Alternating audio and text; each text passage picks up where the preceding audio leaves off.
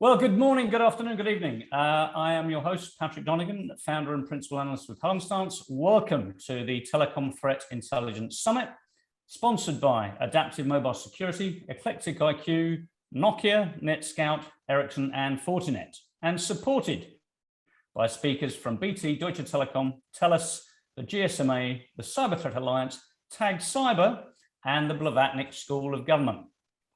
We have a tremendous lineup of speakers over the next 4.5 hours, I think it is.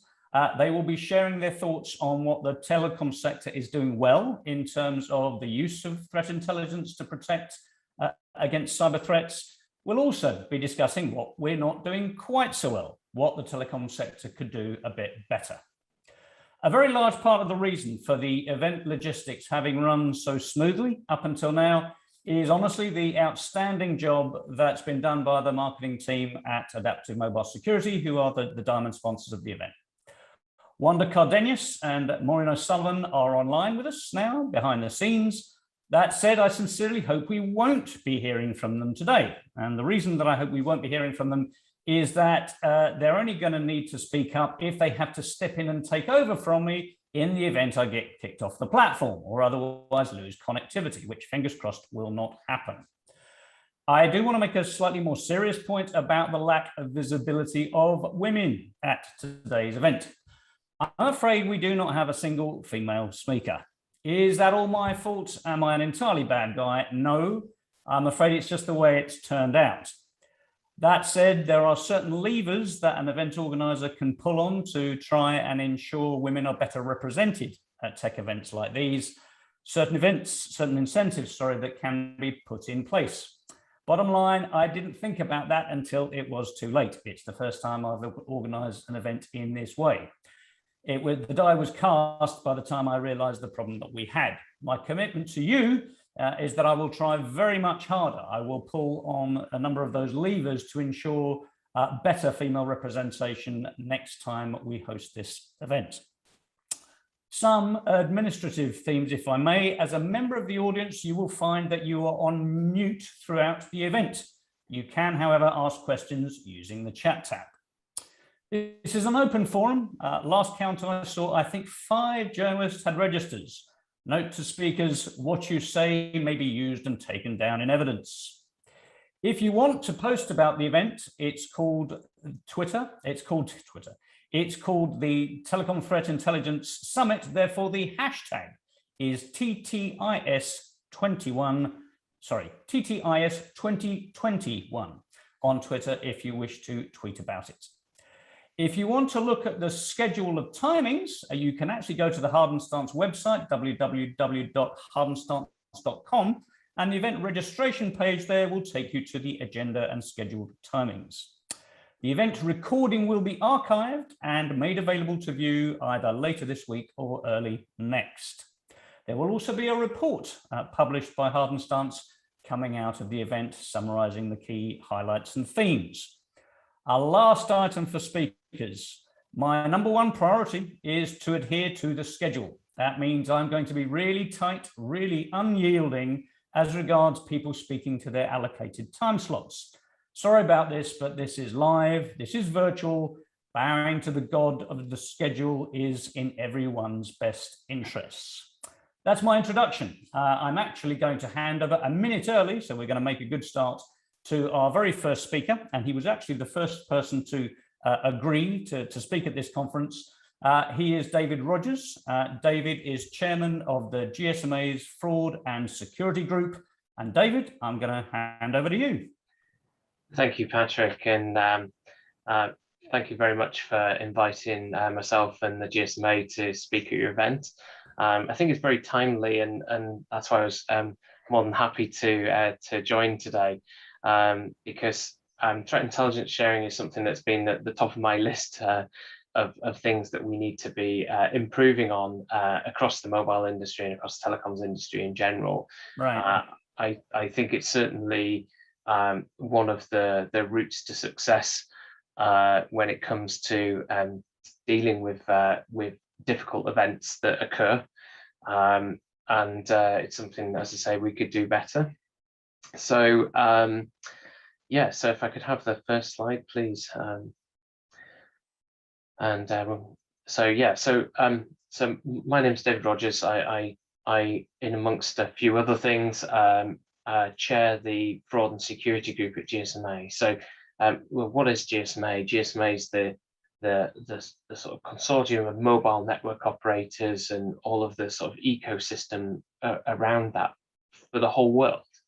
And so that's hundreds and hundreds of mobile network operators in small countries to large countries, with very different cultures and differing levels of economic reality as well.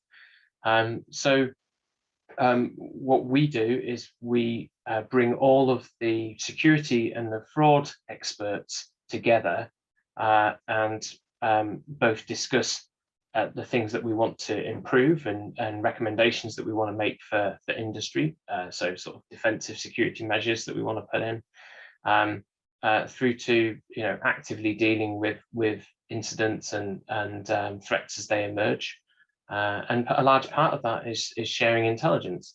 This group has been in existence for well over 20 years, and has thousands of members, and a number of subgroups in different areas. And you can imagine how that has evolved over time, from when we were dealing with GSM only and only having to deal with things like SMS and very low capability devices, to now where we've got the entirety of the Internet of Things, every single business sector, from medical through to automotive, plus super rich handsets that people are using, that contain their entire lives, plus a network infrastructure that goes around that stretches from all of that legacy from GSM, which essentially was designed in the 1980s, through to the really cutting edge stuff, which is linking together with the IP networks, so the more sort of traditional ICT industry. So the job has become vastly harder and bigger, and sadly, some of the companies involved still probably have the same size fraud and security teams as they did before, but they're having to deal with so much more, and the speed in which events occur and the scale to which the effect happens is something that is ever growing, and we need to be able to deal with that. And for those of you who know me, I'm a reformist, and I try to change things for the better. And we need to be able to sort of revolutionize things. So when I took over as the chairman of the fraud and security group, particularly in this area, I felt that I like Bernie Ecclestone's comment about the Formula One at Silverstone quite a few years back, where he described the situation as being like being run like an English country fair, and I see some equivalents here. And this isn't a criticism of GSMA or the members, but it's more an observation, which is, things were done in certain ways, and in-person intelligence sharing, and ringing up somebody that you knew at a company, because the kind of latency would allow that. Nowadays, we don't have that leisure of time, and we don't have that luxury of being able to think about things and to consult colleagues and so on. So there is this direct need for a kind of reform and revolution in the way that we deal with these things, both from the ingestion of huge amounts of data to the analysis of that, and then also revolutionizing the human analysis of that. So broadly, our remit covers everything from signaling type issues to messaging to mobile malware, through to device security, through to future network architecture security, through to supply chain security. So if you think of an issue that's security related that happened on a mobile network or a phone, we have to deal with it. And our overall mission is obviously to maintain the reputation of mobile networks, that actually we don't have a situation where people are worried that when they pick up the phone that their call's being listened into by some random person, or that they're not safe to call the emergency services or something. So we solve that by making sure that we're staying well ahead of the game, and that we're doing our jobs effectively, and that essentially we don't need to be regulated, because we're already ahead of that. We're responsibly doing our job. And that's something that I've set my stall out on, and we're trying to get ahead of the game in a number of areas. So yeah, we do represent this sort of global centre of expertise. There is no equivalent, but we don't need to rest on our laurels. We absolutely need to bring in new skills and new people as all of these new technologies and sectors come in. And right now, of course, there's a lot of virtualization happening. These are not traditionally skills that have been in the telco sector. So we need to draw on skills from other industries, and the same in other areas, as I've mentioned, some of the specific IoT sectors where there are maybe safety or specific regulatory needs. So next slide, please.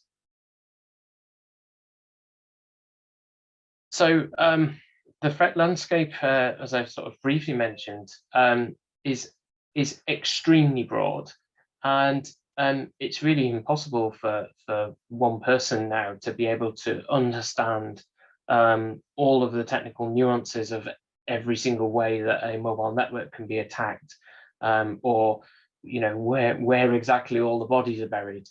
And so we need to, as a sort of a group of companies, we need to try and get a much better handle on what that threat landscape looks like from a global perspective. And particularly with frauds, for example, we notice that frauds are quite localized in their nature, whether they're localized to particular languages or localized to particular MOs or techniques that are used to target subscribers. So one example that I would give is something like virtual kidnapping, which you can look up on Google, is something that has been a big issue in Latin America and now in North America, but is not something that is particularly an issue in Europe. And there are plenty of examples of this. Some of the mobile money type threats that are specific to sub-Saharan Africa, where some of those types of services are deployed. So we do have sort of regional groups who look at those different things, and they feed into the overall threat picture. Equally, we do have some big threats that transition across the world, and sometimes they hit all at once. So there have been some very big examples where we would have some kind of class attack where one particular type of device was breached and that was available across the world, or one particular type of technology. But equally, in some cases, we have particular types of malware, for example, FluBot, which is something that network operators have been dealing with across the world, where it will start out in one country, we'll get the intelligence reports in, and then it will start to spread. And right now, for example, FluBot is targeting New Zealand and Australia.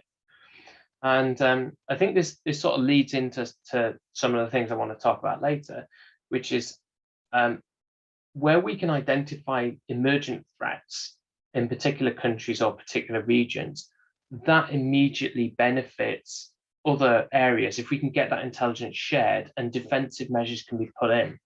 And I really like the line that one of my colleagues, the GSMA, Leonie Lewis, uses, which is one organization's detection is another's prevention. And that's actually the tagline for one of the GSMA services, because we're directly seeing the benefit of that with this FluBot, and I'll call it an MO.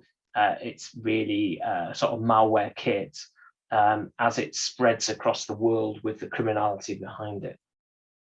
But again, as I mentioned, we were having to deal with everything from signaling threats that may come from nation state actors through to people who might be doing low-level frauds against retail outlets or business email compromise. And there's just this whole panoply of things that we have to deal with. So next slide, please. I have to briefly mention COVID-19 because this kind of like went off the scale a bit for us in terms of how crazy can you get. We saw this convergence of something that we were already aware of, which was misinformation about 5G networks, and then that sort of hoax, as it were, being conflated with COVID-19, but had real world effects. And we had a situation where Telecom's network engineers were having to go out with completely unbranded uniforms, unbranded vans, because they were at risk of physical attack as a direct result of essentially disinformation. And you can see there, that's a base station going up in flames. There are a number of attacks where none of this was to do with 5G. It was LTE upgrades outside hospital. That was one example in Ireland, to increase capacity for that hospital as the pandemic took hold.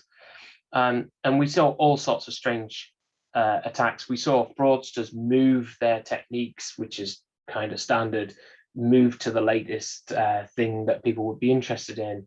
And so of course it was government messaging and things that people would be expecting.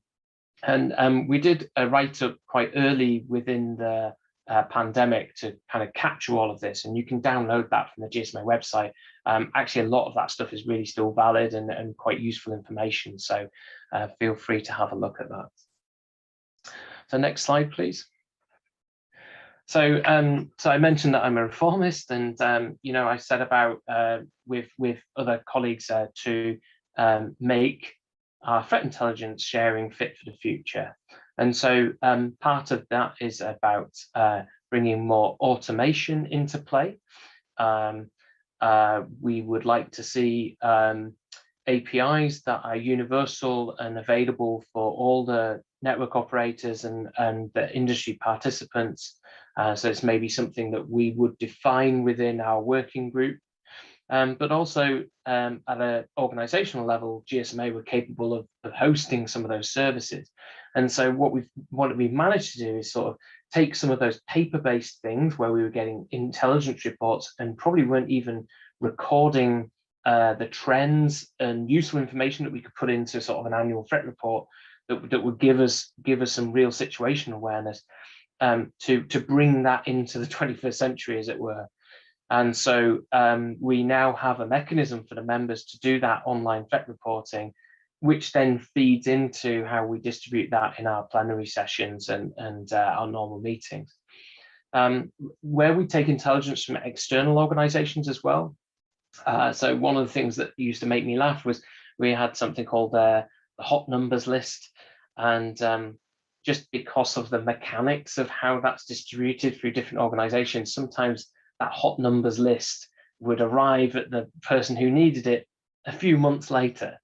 So it was a bit of the opposite of a hot numbers list. It was a kind of stone cold dead list, unfortunately. So that clearly wasn't acceptable.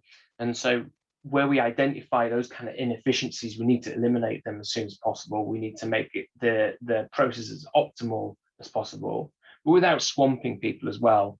And that's the current challenge we have. The data in itself also, where we don't need to invent it, we shouldn't be inventing it. So there are mechanisms, there are standards available, for example, with MITRE and so on, that we can reuse that help us to also align with the IT industry so that we can share intelligence between us that's meaningful and useful. And I think you're going to hear a little bit later from Adaptive on some of the ideas they have around that as well. So we're certainly on the right path.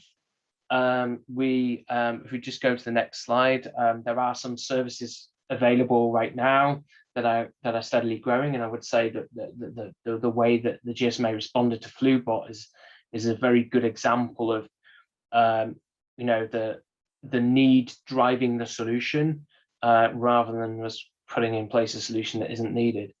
But we will seek to continue this effort to reform and to make this data available, and hopefully then that will be available to other participants in other industries at some point, and that we can really be able to react to things quickly and to be ahead of the game when it comes to very serious issues. So again, I'll sort of reiterate Leonie's message of one organization's detection being another's prevention. That would be really our mantra and our intent with this. So if we go to the next slide, please. So that's really a very brief summary of what we're doing and what we'd like to do. And if there's any questions, I'd be happy to take them. Spectacular, and that's a very nice motto for the day, I think, David. Really nice indeed. So we do have a couple of questions. One, it comes from me in my head, but I'm going to ask our guests a question first. We have a gentleman from Broadcom, Symantec Broadcom, who's asking to what extent is there an intent on the part of the GSMA to leverage the sticks and taxi standards, the two standards that come out of the open standards that come out of the OASIS group. Where does that fit in your thinking, do you think? Yeah, absolutely. So just as I've exactly said, that where there are existing standards that are used and are sensible, exactly sticks and taxi, we don't want to be, for example, sharing physical instances of malware around. People have thought about this already, and they've implemented standards and they've agreed those standards. So I absolutely think that we should be adopting those, and they're certainly being looked at by the GSMA as mechanisms for sharing. I'm going to ask another question actually arising from what you said. You mentioned the MITRE ATT&CK framework, the MITRE folks, who I think by almost universal recognition are doing a sensational job. I mean, lots of people disagree on loads of things in cybersecurity, but on the value and efficacy of the MITRE ATT&CK framework, I don't think many people disagree. Similar question, I suppose, David, to what extent are you mapping the work that you do in any way to the MITRE ATT&CK framework? Is it relevant to? Is it not relevant to? What are you doing there? Yeah, so I don't want to criticize MITRE actually. But I would differ slightly in terms of I think where the mobile network work in MITRE suffers is that we're sat on all the information, right? So I look at that and I go, oh well, it's missing X, Y, and Z. And so I'm very fortunate in the fact that other people are thinking about this. So Carhull and Silka at Adaptive Mobile have been thinking about this, and I think where we can contribute to efforts like that in some way, we absolutely should. And so we just got to find the right way of doing it, and also not to get in the way, because that's that's pointless. But where there's something useful that can be used by other industries, and bear in mind that these two worlds are colliding now. We're one all IP networked world, whether it's mobile or whether it's an enterprise. Those things like indicators of compromise, those ways of describing threats, do need to be universal. So that's fully accepted, and we need to do as much as we can to support that, because there will be private mobile networks. Very good indeed. David, I want to thank you very much indeed for getting us started. Fantastic start to the day. Thank you very much indeed. Thank you. And next up, I'm absolutely thrilled to invite our next speaker. He is Thomas Sergic. Thomas is the Chief Security Officer of Deutsche Telekom, and Thomas is going to share with us how Deutsche Telekom thinks in terms of its use of threat intelligence in its own environment and also with its customers. Thomas, good afternoon. The floor is yours. Good afternoon, Patrick. Can you hear me? We can. Sorry, I just unmuted myself. Okay. We can hear you very well indeed. Thank you. Perfect. Thanks for having me. Welcome to all the participants here.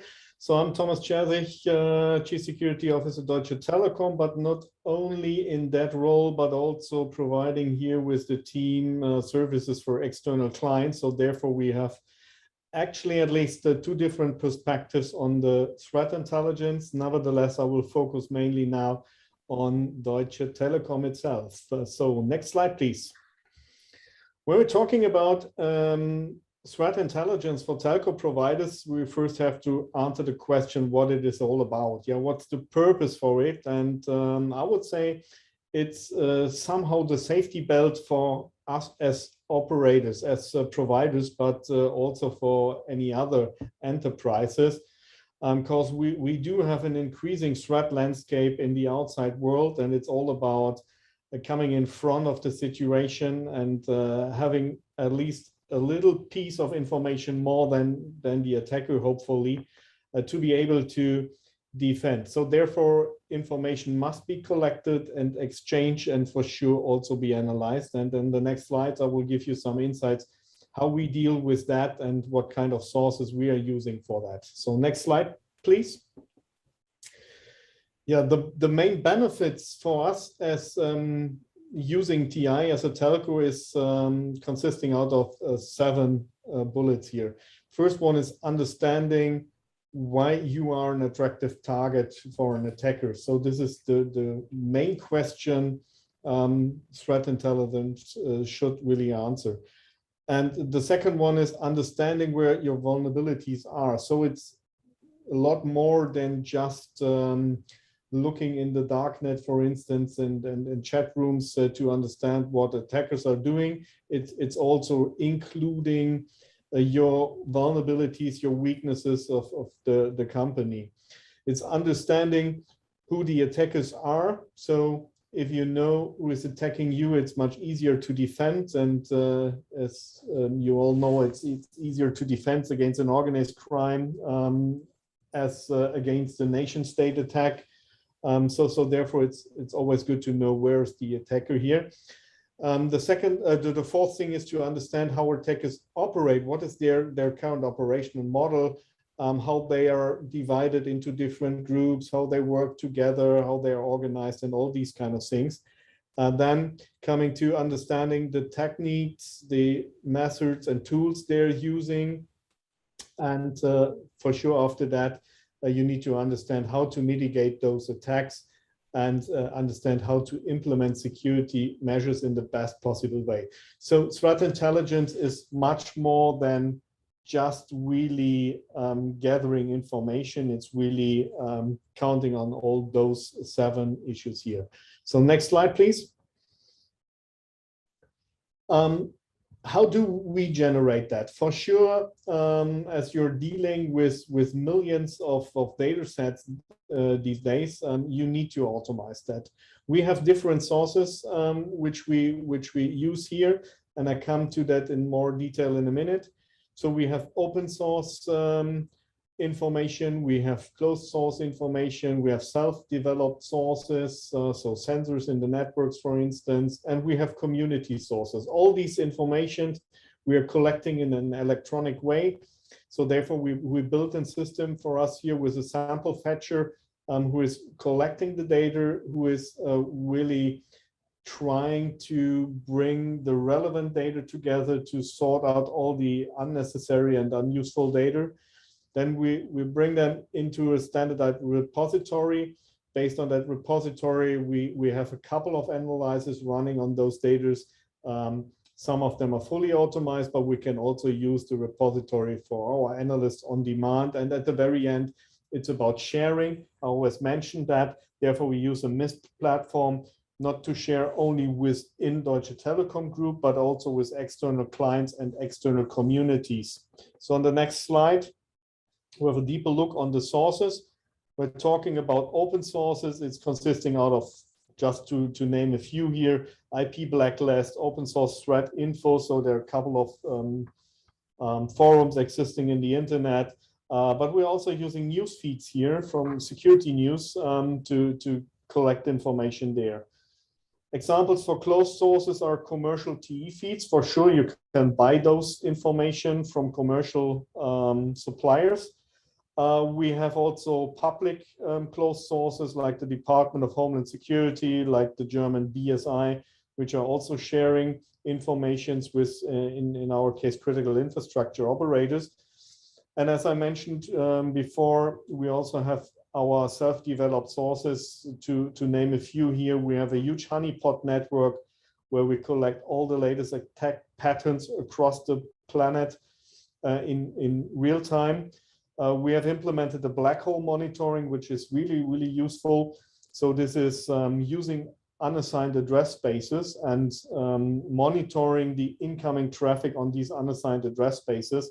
And then therefore, for sure, as there is no proper reason for communication to those addresses, it's mainly the scanning activities moving around through the internet. And with that, we're able really to discover a lot of new informations. As a telco operator, you usually operate DNS platform. With a DNS platform, you can use the cache misses in DNS. So when the first time a domain is tried to resolved in the DNS platform, it's providing a cache miss. So the local DNS server has to ask the higher instance what's the IP address behind that domain, and by just measuring those cache misses, you can easily find out when there are new machine generated domain names, for instance, used for CNC servers in botnets or those kind of things. And we have different other sensors in our networks deployed, and also using here the internal attack detection and mitigation platforms. So examples for the community sources, and this is, by the way, also not a source, it's also a destination for the sharing. It's just some examples here. It's the CERT teams which are connected. It's the Forum of Incident Response Teams. It's institutions like FS-ISAC, or in Germany, the CSSA, where major DAX companies are organized to exchange their threat information based on an automated exchange approach. So next slide, please. Quick question, if I may, Thomas. That Department of Homeland Security, was that a German Department of Homeland Security or the US one? No, it's the US one. Oh, you're sharing with the Americans. That's nice. It's the US one, yeah. As having a global footprint, for sure you need to do, and a major part of our operations is in the meantime in the US. So here you have some facts and figures just to give you a glimpse on what we're doing. All these information are the statistics from September 21. So 63,000 indicators of compromise coming out of these advanced TI feeds we're getting from the external side. We have 3,800 leaked credential findings in our credential monitorings. Leaked credential findings is only the number for Deutsche Telekom AG. For sure, there were a couple of million leaked credentials discovered, but we then filter it out what is related to Deutsche Telekom. So to give you an idea, it's really an issue. 5,700 fraudulent domain findings. So we also monitor the domain registration when somebody tries to register a domain which is equal to your original domains. This is mainly then used for preparing phishing campaigns, for instance. And you can see this is a huge issue here, 5,700 domains which are closed by the naming to Deutsche Telekom domains. We have 3,000 active honeypots which are monitoring all the attack patterns in our networks and creating a couple of millions IOCs in total. 2.3 million IOCs we shared in the commercial intelligence feed. So next slide, please. Sharing this is what I mentioned a couple of times in my speech, and as our claim as Deutsche Telekom is life is for sharing, we also said security is for sharing as well. And it's a give and take. With this give and take, you really become able to get better intelligence than just sitting with your own limited capabilities in your own team. And therefore, this is essential part of the work of the threat intelligence team. So not only in the associations I've mentioned previously, but also within the community. And it's really important, and this is my experience, to to implement and to become really part of the community, of the threat intelligence community, and make your people part of that community. So for sure, this all needs to be automized, as we are talking about of millions of data sets. And on the next page, you can see a figure on that. We are using a MIST platform for the internal and external world, I've already mentioned. It's used also automatically to reconfigure some of our defense systems. So the built-in sharing functionality is in that way automated that we're shared in September, last September alone, 26 million different indicators of compromise. And you see here on the picture sample how this looks like. So there are a lot of information on malware, but also on websites known for being malicious, on attack patterns used by attackers. So it's a huge amount of data, and without automation, you're totally lost in that space. Next slide, please. And this is to summarize the challenges we are facing here. So using the full potential of the available data is for sure an issue. AI will help, or I would say most of these technologies is for sure artificial, but not intelligent yet. So we need to invest more in machine learning. That's what I'm more in favor of instead of talking about AI. So machine learning here is really key to create more value out of these data. We need also to include the concerns in the usage of analysis. So this is an issue as well. And the biggest issue I would really mention here is the lack of skilled resources. So the market at the moment is totally empty. If you're looking for analysts, you have to pay that high amounts of salaries. And this is really the biggest issue, and therefore you need to invest, and we do that as well. You need to invest in training your own employees, in training young talents to overcome this skill shortage. And by doing so, you need to provide them, this is my experience and what I'm really a strong believer of, you need to provide them also a game field where they can play with those data.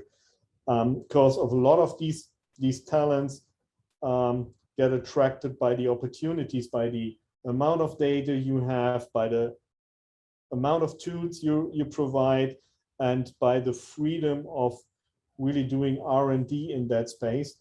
If you just bring these talents into the 24/7 groundwork, and just do work like a run book, you're more or less not able to attract those talents. So these are the biggest issue, I would say. With that, I'm done with the brief view on why is threat intelligence important for telco operator, what should threat intelligence be about, and hope to give, at least to be able to give you a little insight in how we deal with that. For sure, it's much more complex environment where we're talking about here, and the issue is really, what I should summarize, talents and the amount of data. These are the biggest issue, and I hope the benefits are clear to all of you. If you deal with these information, you might not become the victim in the first stage. So it's better to learn how others became victim to protect the company against those kind of attacks. With that, I close and happy to answer questions. Thank you very much, Thomas. So you've left a very generous 10 minutes, which is terrific. Let me invite our audience to submit further questions. I guess the first one I'm going to ask, and I'm going to ask you to expand a little bit, if you would, on MISP. What is that organization? How do telcos plug into MISP? What is the sharing model for a telco working with the MISP open source tool? Look, at the very end, it's about creating a trustworthy relation between the parties which are sharing. So let me describe on the example of the CSSA. This is a sharing association we founded together with other companies in Germany. And the idea behind was that we only let people or allowing people to access those data when they can really also contribute to it. Yeah. Right. So first you have to contribute before you get the data. That's the first thing. The second thing is you need to have the people who are understanding those data. And the third thing, you need to agree in confidentiality and not to share the data with the public. These are the main principles. And based on that principles, we've set it up. These exchange with a MIST tool, and MIST is just the tooling behind, yeah. But the more important are the three principles, and with these principles, we're totally open for sharing in the community, and we share with a lot of telco operators, as well as with clients, as well as with governmental agencies. Yeah, there are some challenges for privacy you need to solve upfront to be compliant to the GDPR for sure. So also some legal constraints you need to care on, but this can all be solved. But the biggest issue is really to have the right partners which are able to deal with those information and which are really contributing. And as I mentioned, it's a give and take. Yes, indeed. Yes. It's interesting. I mean, the Cyber Threat Alliance, I think, who was speaking later, they also have that same principle. You can't participate. You can't just take. You can't just show up and take stuff out. You have to contribute as well. So you have a very nice question here from Richard, who, if my memory serves, works. I think he works for Countercraft, or did at one point. You have a nice, hi Thomas, vielen Dank. His question is your honeypot network a COTS solution or Deutsche Telekom home brew? What a beautiful phrase. Yeah, it's a combination, I would say. We have a famous open source project on GitHub, which is called Teapot. So it's all released in open source. We did a lot of development there, and we shared also the backend infrastructure on GitHub as open source. And the idea behind our honeypot network is the same. If you contribute with an honeypot, operating a honeypot, and contribute with your data in the backend, you get access to all the data of the other honeypots as well. Yeah, and just by doing so, we were able within less than a year to increase the footprint with more than 3,000 honeypots, and that's just the physical ones. There are a couple of logical ones running on this platform across the globe. So we have universities in Japan contributing, we have in South America, in Africa, so really across the globe contributors to that. And just repeat it, it's called Teapot, and you can find it on GitHub. That's fantastic for other operators to know, obviously. I have a question relating back to the Department of Homeland Security in the US. Is it possible, would it be appropriate for you to scope at a very high level the type of information that you share with them? Look, as I mentioned, this is one of the closed sources, so it's not that easy to share the details on that. But I can share so much that I can say they do have a lot of information which are publicly available, and if you get in touch with them, they also share information which are more a threat to you as an infrastructure. So in case of a telco, if you can contribute there, and if you can help to clean the internet, so they're open to share some more information, but all covered under the legal frameworks with regards to privacy and those things. It's more the threat actor information, it's malicious addresses and stuff like that. Right. And somebody's just shared, somebody's in fact just gone and shared that on the chat function, the GitHub location where you can access all of the details of Deutsche Telekom's honeypots proposition. So go right ahead and share that. Whoever it was that shared that, thank you very much indeed. We weren't expecting that, but it was very helpful. Thank you. I have a question here, which I think we know what the answer is, but I'm going to answer it anyway. Somebody is asking whether telecom threat intelligence covers threats that are specific to the telecom component rather than just IT infrastructure. I think clearly it is, but Thomas, you can explain why better than I can. Yeah, so we're not differentiate. Yeah, we're collecting at least all threats we can get our hands on, as all of them are important. And from an attacker point of view, it's not a question if you should attack an an telco switch or the IT systems in the OSS or BSS system. So you need to cover and you need to protect all of these environments, and therefore we're collecting those for sure. And we're collecting also, by the way, on our clients threat information and share with our clients. Say, hey, we found something, you're most probably under attack and you do not know it so far. Here's some more information for you. Right. So we have 5 minutes left. I'm going to use all of Thomas's time because he's a great guy to be speaking with. I don't have any other questions, so I'm going to put one or two more myself. First question I'm going to ask Thomas, I think, is, you know, if we over the last 5 years, the world has started cooperating less. These are not happy times geopolitically, and moreover, we've started attacking one another more from a cybersecurity perspective. What does that mean in terms of the challenges of actually sharing threat intelligence globally? Because it's a less hospitable environment for that kind of thing these days. I guess there's still a lot of information which are being shared also on a global scale. Yeah. Even if we have harder times in the general political collaboration, let me phrase it like that. And it's more, the world is more dividing again in a Western and Eastern part. Yeah, that's for sure. But the good news is that most of the vendors we're using coming out of the Western part, and therefore we have a huge community here with a valuable information. Nevertheless, I would say because of the rise of these threats, the biggest issue is here really to have the right resources. So teams were growing up tremendously. When we started with threat intelligence, we started with a team consisting out of 2 people. And this was sufficiently enough for a couple of years.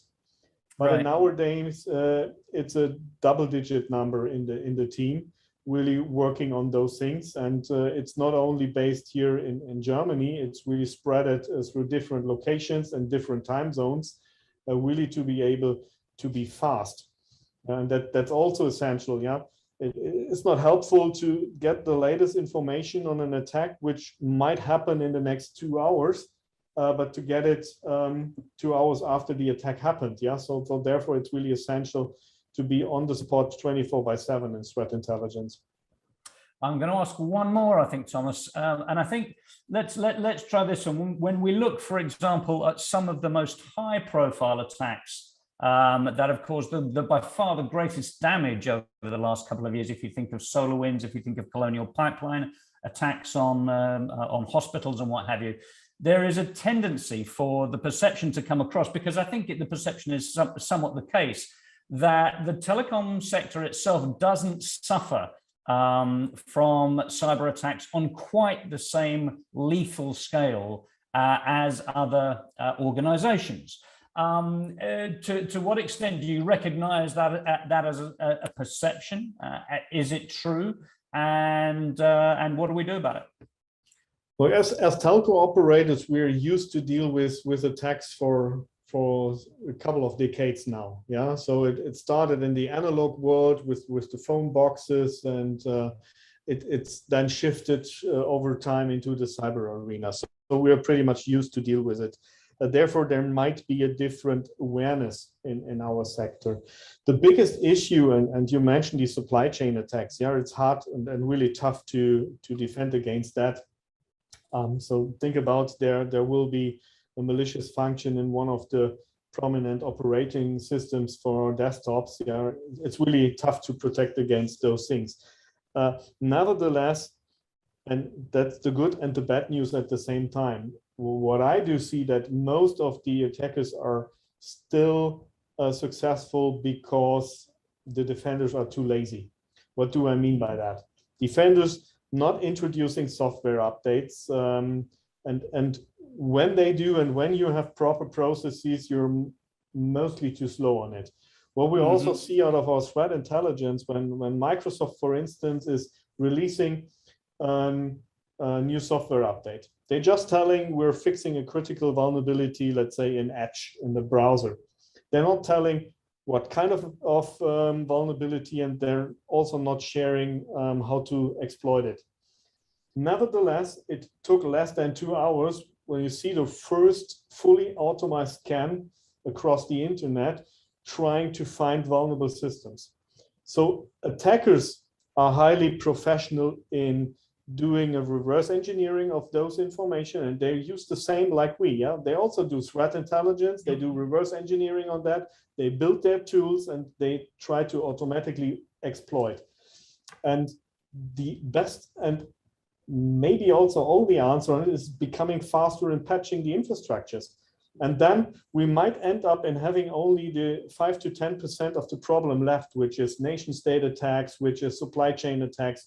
But as we tend to jump more prominent on the last mentioned, we forgot to do the 80% work.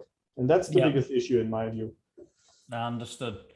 Thomas, thank you so much for speaking at the first Hard Stance event. Delighted to have you as our guest. Thanks ever so much indeed. It was a pleasure. Thank you, Patrick, and successful summit. Thank you.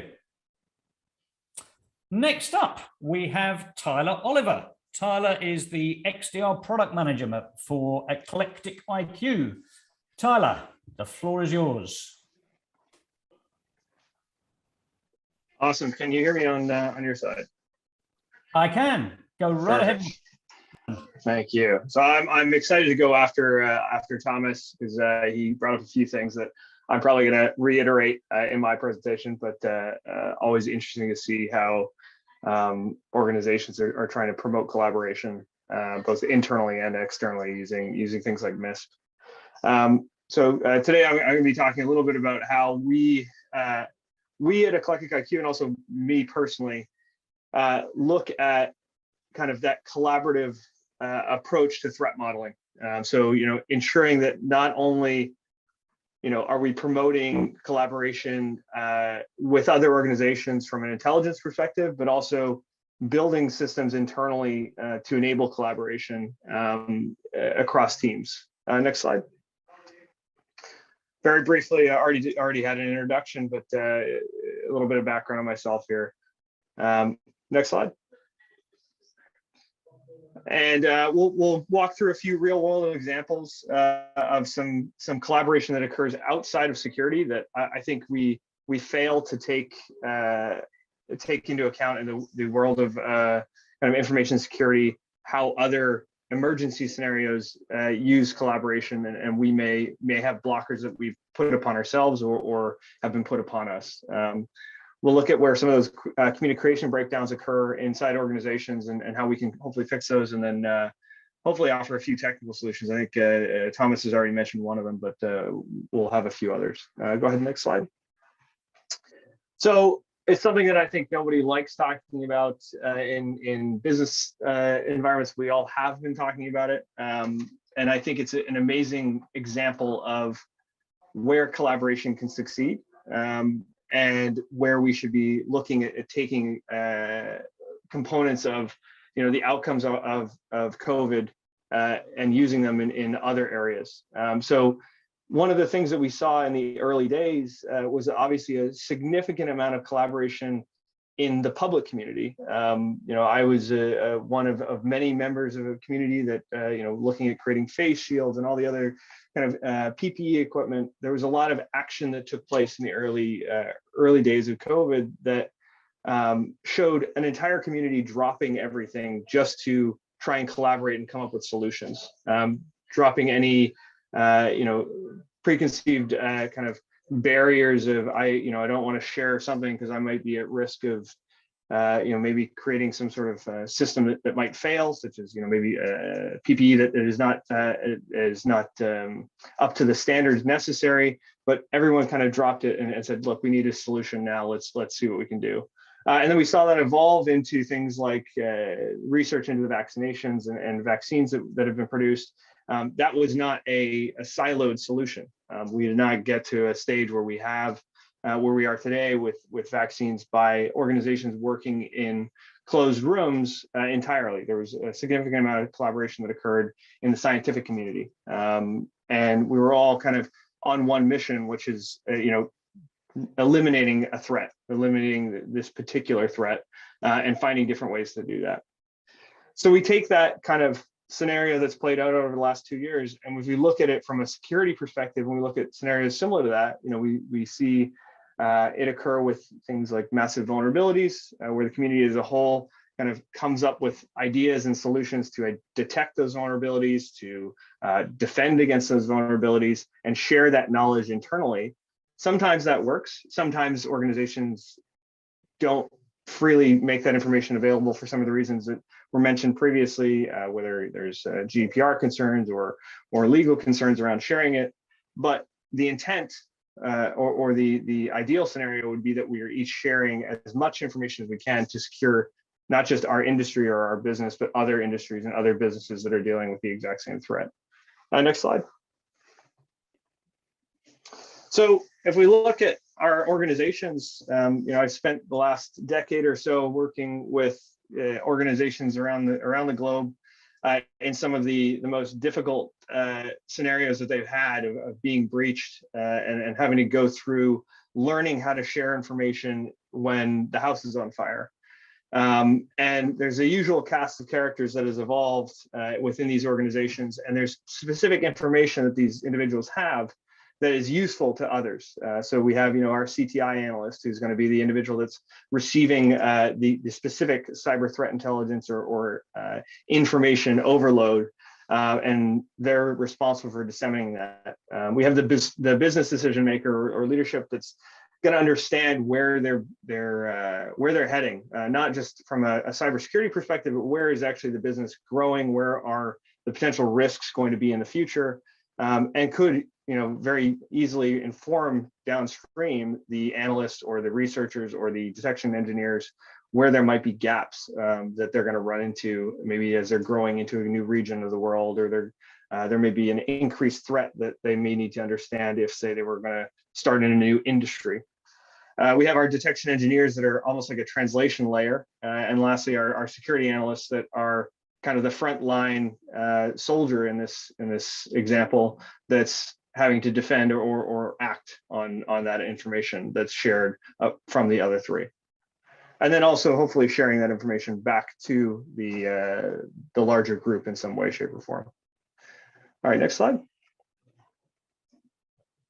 So what I've seen today, I think there is some level of information sharing between organizations. If we look inside organizations, there tends to be some streamlined translation of cyber threat intelligence into detections. So something like a tool like MISP, where organizations use that and have it accessible by different teams and different technologies. That allows for rapid translation of content into actually detecting and preventing those threats. But what I also see is that the feedback loop from those downstream consumers, either technology or actually the individuals. So for example, the security analysts or security operations centers rarely have a feedback option available to them to go back to either the Intel developer, so someone that might be outside the organization, or even the intelligence analyst to inform them that, hey, this detection doesn't work, or this item that you say is a threat, we see it as a normal behavior. And that breakdown in feedback is not necessarily because the path is not there, but it can sometimes be caused by just an overwhelming amount of load put on the security analyst. So I've seen a few examples where security operations teams would love to feed back that information, but when you're dealing with hundreds and thousands of alerts a day, that's probably the last thing on your mind as a level 1, level 2 analyst is to feed back to your detection team. And then the outside consumers, things that may not be directly in this loop aren't really considered. So other business stakeholders that may be consumers of intelligence or people that can provide information into the kind of the security loop here are not necessarily considered. Next slide. So this just kind of reiterates, a bit more of a real world example of how this communication exists today. And this is not saying that every organization on the call today follows the same model. It's just one that I've seen from personal experience over and over again. We have an example here of a lot of organizations are doing, red team, blue team exercises or purple team exercises. And those purple team exercises highlight where communication failures exist. Most organizations that I've worked with will do a purple team exercise with their CTI team and their red team and blue team. The red team will be responsible for testing the controls and evaluating whether or not the detections work. And the blue team may or may not be included in that process. They'll simply be in a black box waiting for alerts to fire. Whereas a more cohesive, collaborative approach to that purple team exercise can result in faster detections and faster changes in their security controls. Next slide. So what I've proposed in the past to folks is kind of exploit that feedback loop or that feedback process. So actually, understand that everyone within that process can feed back to one another. The security analyst can feed back to the business decision maker, or the security analyst can feed back to the CTI analyst, and vice versa. It's not kind of a one-directional loop when it comes to who provides information and who provides feedback. But it's hard to enable that. And it does require, it can require some technology changes. It can require some process changes. We've, I think, as a community, started to do it with Intel sharing platforms, or at least enabled it in smaller Intel sharing communities. But those are still usually one persona, the CTI analyst that's sharing with other CTI analysts and vice versa. Next slide. So hopefully we can kind of, the idea that I'm proposing here with some of our kind of technical solutions is to change that one-way information flow.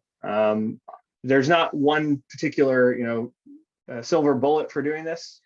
It's more of a personal process or an enterprise process change that has to come out. But the benefits of changing that are, immense. You essentially allows your organization to more rapidly respond to threats. If your analysts are not overwhelmed with false positives, if your analysts are looking for things that are actually risks to the business, if your CTI analysts are aware of what their downstream consumers can actually handle, so certain signature types, certain telemetry points that they can then reference in their intelligence. A good example of that is if an analyst knows that we can consume atomic indicators of a given type because we have the downstream technology to support that, that's going to result in better, more high fidelity detections. But if a CTI analyst is simply taking in data without any understanding of how the downstream consumers are using it, you may just be taking in indicator types and filling up a data store with information that can't be used. Also, hopefully, as each of these those four kind of cast of characters uses information in this process, the outcomes of using that information, so whether it be the SOC analyst using a piece of intelligence, or the CTI analyst using something from their business decision maker around a new threat landscape they need to be aware of, they can actually share back the outcome of using that information. So, hey, I used that detection, that was actually very valuable because it allowed me to identify something new or a new threat within that area. Hey, sharing that business decision beforehand allowed me to gain a better understanding of the threats that exist within that new region or new industry that we're walking into. Next slide. So one of the areas I've spent probably most of my last few years on is working with CTI and detection engineering. Working with CTI teams to help them translate intelligence with their detection engineering team to actually result in alerts. It's one of those, I think, maybe underrated or undervalued translation points for information, and it's something that most organizations will either do without knowing or use other technologies that have already done that translation. So their EDR technology already translates content into a detection mechanism, and it does it in an automated fashion. But there is still a value for having either a process or an individual that can more directly translate CTI into detection content, and then feed back to the CTI team where that content is successful or not. and then adjust how that flow of information goes from a CTI team through down to the EDR product or the security operations center products for alerting. And this, we saw this in the example of the purple team exercise. This allows you to then verify that your capabilities are in place, that you have the technology or solutions in place to detect the threats that your CTI team has identified as relevant to the business. And then you can kind of take that information and go to the next level and detect things, outside of what may have just been an atomic indicator feed into a product, because now you start to understand what that information is. I can say, oh yeah, we've received intelligence around a given process or hash. We've developed that into a more robust detection mechanism. So we're not just looking for that process or hash, but we're looking for how it executes, what it is, who's executing it, more details downstream. Next slide. And then this is that downstream piece. So this is that detection engineering to security operations center, where the breakdown that I've seen exist in the past is detection engineering simply creates content, feeds it to security operations, and then that's it. Security operations is then responsible for managing alerts and kind of keeping the lights on from a security perspective. But without the feedback from security operations back to detection engineering, there's no way to correct poor content. And it sounds like common sense, but it can be difficult for security operations to offer that feedback. And there's some tools that we can use to promote that. At the end of the day, we want to reduce the noise ratio for our security analysts. They only have 8 hours in a day, some of them 12 or 15, depending on how often they're working. We don't want to overload them with poor detection content or poorly targeted intelligence. Next slide. So how can we do this? I think that one of the biggest ways to kind of promote collaboration or at least assess your collaboration was in that example I started with, but building additional connections. So using attack simulation as an exercise to assess how collaborative you truly are as a business, not simply to assess whether or not your security controls work. But actually taking a scenario and seeing at what stages are you actually feeding back to intelligence that, hey, that information worked or didn't work. We need more information like this or less information like that, and tracking that feedback process. Next slide. So this is kind of an example of that, and we can see that in this scenario, everyone is communicating with everyone. We have this idea of security engineers. We don't, in this case with attack simulation, we don't necessarily have the business decision maker or the business leader in the conversation, but there's certainly nothing stopping someone from bringing them into the fold. But we ensure that the security engineer is communicating with both the red team and the blue team. So understanding what the attack pattern is and understanding what detection controls they can put in place for the blue team. And then also, the intelligence analyst is providing information to the security engineer, both so they can build detection, but also so they can understand where that intelligence, although it's viable and interesting, is not applicable in their environment because either they don't have assets of that type or they don't have a mechanism for detecting that, and they need to maybe implement something new. Next slide. So one of the ways that we can do this, is threat intelligence platforms. Eclectic IQ being one of them, but MISP I think is a great way to start with collaboration.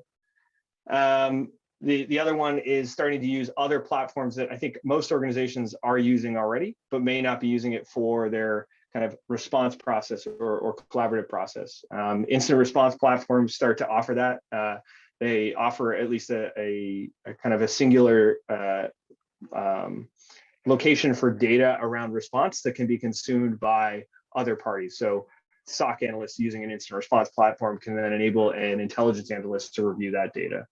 I've also seen success in using more common products not built for security, Jira, GitHub, Slack, Confluence, etc., to store collaboration and store the resulting notes of certain incidents. I would encourage everyone, if they haven't already gone through a purple team exercise, to think about this collaboration piece in that exercise. Next slide. Next slide.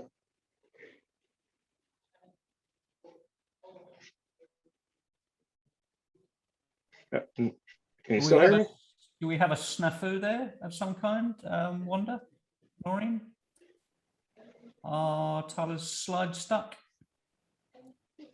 There you go. All right.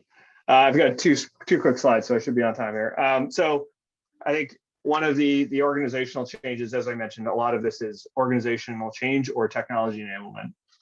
Hopefully, you know, as people start to think about collaboration in their organization, the goal there being kind of rapid response to incidents. At the end of the day, we're all here to kind of protect our business from major security incidents, and by collaborating, you know, we can essentially close that time frame from when something is known to when something is detected and eradicated.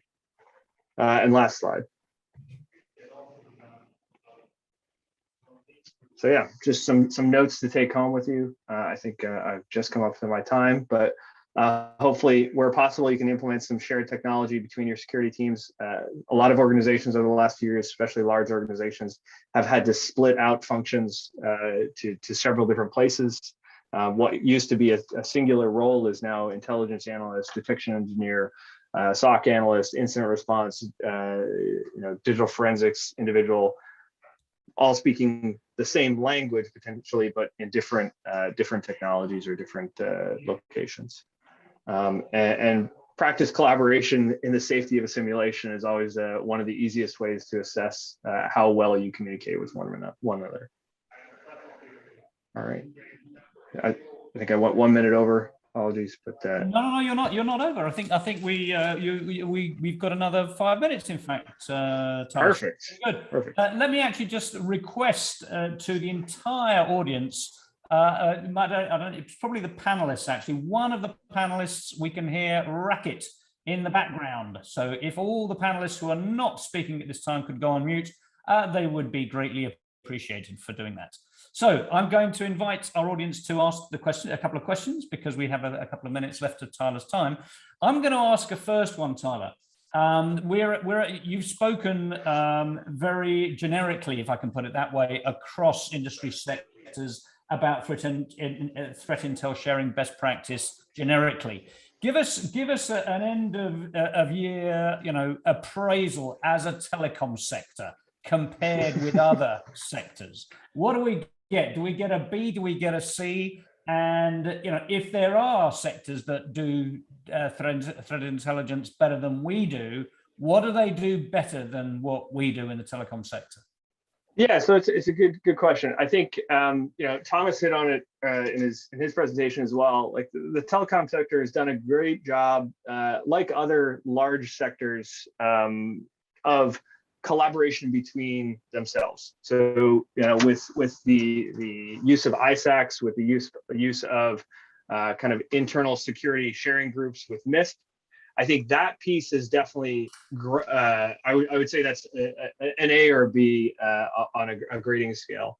On the piece that I'm more kind of harping on here is the internal collaboration is, for lack of, it's all over the map. You know, I've seen some telcos within Europe that struggle to communicate between their security team and their business leaders around what threats they're actively seeing, or what or vice versa, what new business ventures are occurring, so they know to defend those. A prime example of that would be an organization that decided to invest in a given region. As part of that investment, exposed themselves to additional attacks, and then that resulted in a significant security incident. You know, let me ask you to follow up on that. Do you generally find that it's the security team communicating poorly, or management that's listening badly?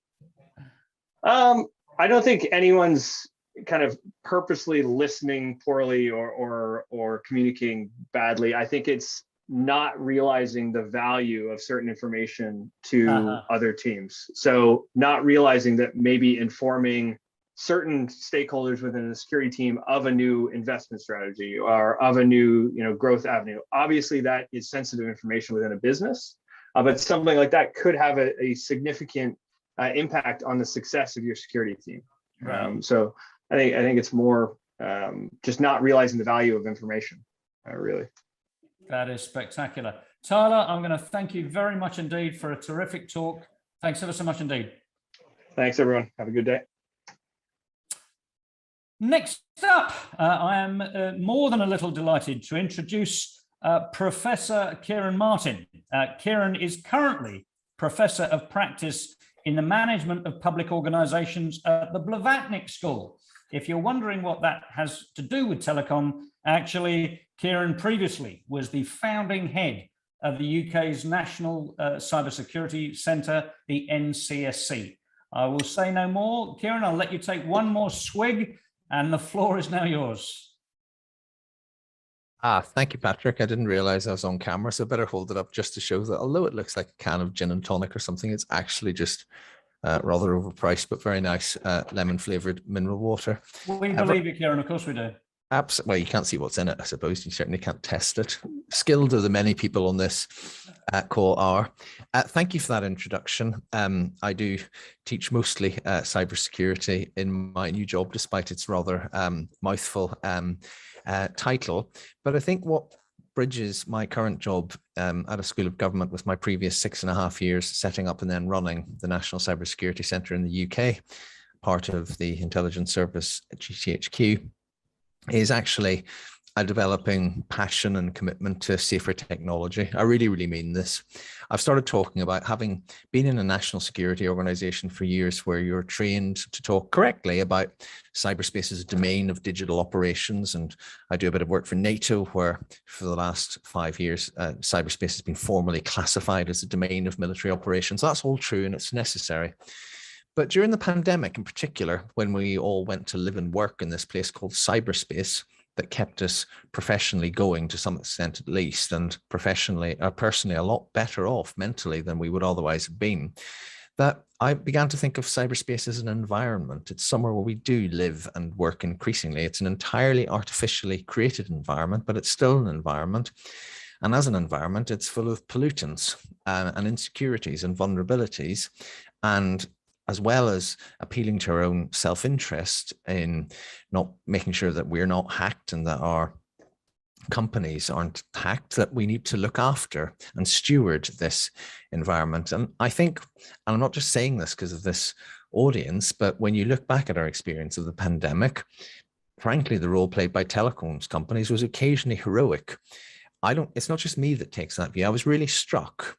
It's a bit esoteric in a telecoms threat intelligence sharing conference to mention the New Year's birthday honours list by Her Majesty the Queen in the summer of 2020, but it included a number of engineers from the likes of Vodafone and BT here in the UK, because what were they doing?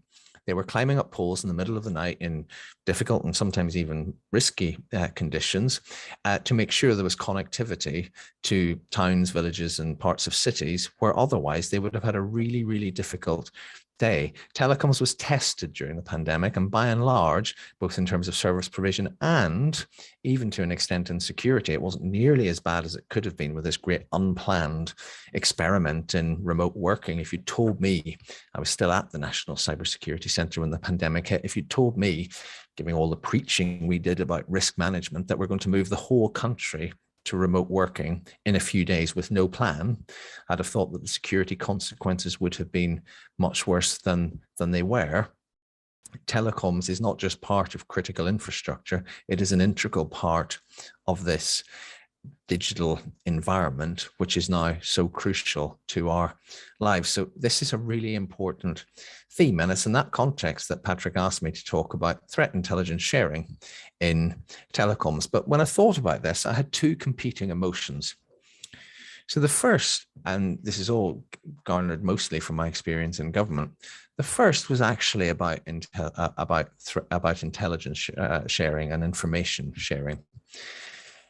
And I remember it was one of the reasons why the National Cybersecurity Centre was set up, that in the middle of the last decade, governments around the world, I like to think that the UK had a thought leadership role in this, started to really think through what was and wasn't working in cybersecurity. And mostly from a government policy perspective, we were talking about what wasn't working. And we look back at strategies, and you look back, I was once present at a brilliant presentation on the history of US cybersecurity strategies in the 21st century, and all four of them in the first two presidencies of the century, Bush the Younger and President Obama. All four strategies had two themes. One was public-private partnership, and the other was information sharing. And the UK sort of copied this. And when it came to information sharing, after about sort of 5 years of the 2010 strategy, there was this sense that we just massively underachieved, that there was a lot of effort, but it wasn't showing the returns. And the government's message was, well, then you should try harder. We would lecture the private sector and try harder, without actually really analyzing the causes of why information sharing and threat intelligence sharing wasn't working as well as it might. And in fact, there are some, and you'll see this, I'm sure, when you look at commentary, expertise, social media commentary on cybersecurity and InfoSec, you'll see people referring to it as the hopes and prayers of the cybersecurity community. So there's a bit of sort of thoughtful ambivalence on my part about this topic. But then on the other side, there is this driving conviction that I've got that so much of the solutions have to come from the private sector to the structural problems in the cyber environment. And therefore, cooperation and collaboration on the major threats is absolutely critical to that. So how do we move threat intelligence sharing and wider information sharing from being sometimes no more than thoughts and prayers into the examples of excellence that we see? And I'm thinking about this further, and Patrick asked me to talk about, what works well in the telecom sector and what works less well. And he was talking specifically about the context of information sharing and threat intelligence sharing. But I think you can't answer that question without looking broadly at this crucial sector in telecoms and what works well and what works less well. So I'm going to go through what I think is good in telecoms, particularly in the UK, both broadly and then specifically about threat intelligence sharing, and what is less good. So broadly across Western democracies, but I think that's a particularly unique advantage of the UK, the actual relationships and level of security responsibility amongst the telecoms community and industry is excellent. Many countries I know from a government perspective really envy it. So you talk about 5G, for example, you talk about the move to 5G infrastructure, you talk about resilience, you talk about sharing information on the major threat actors, and you can call up a group of people who are trusted, mutually cooperative and reasonably open, and they come to discussions, they come to meetings, they use information, they tell you things, you tell them things. And that is it's a really big intangible asset in a national cybersecurity context.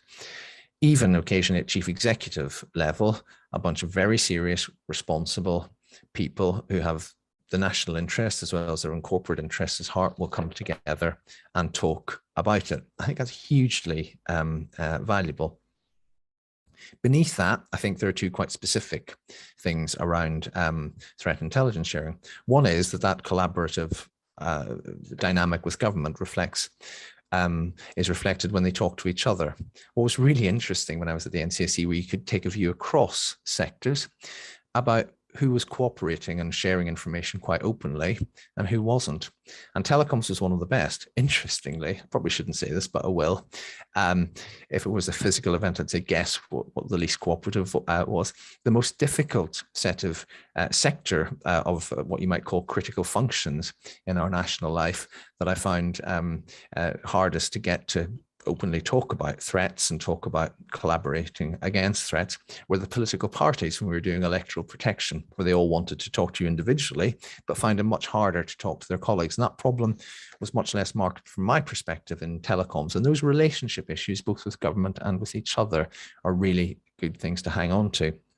The second specifically good thing is that I think the threat intelligence industry has just come on so much since 2013, 2014, when I started at GCHQ. And telecom companies know how to use it better than many others because of the nature of the work that they do. So what's less good? Well, actually, from a security point of view, I'm not having a go at the industry here, because actually, insofar as it's anyone's fault, it's mostly governments, plural. The business model is broken from a security point of view.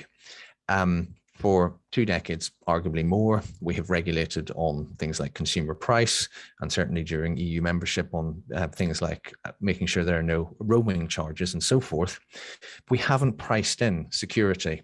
Frankly, and this is a direct quote from one of the chief executives of one of those meetings,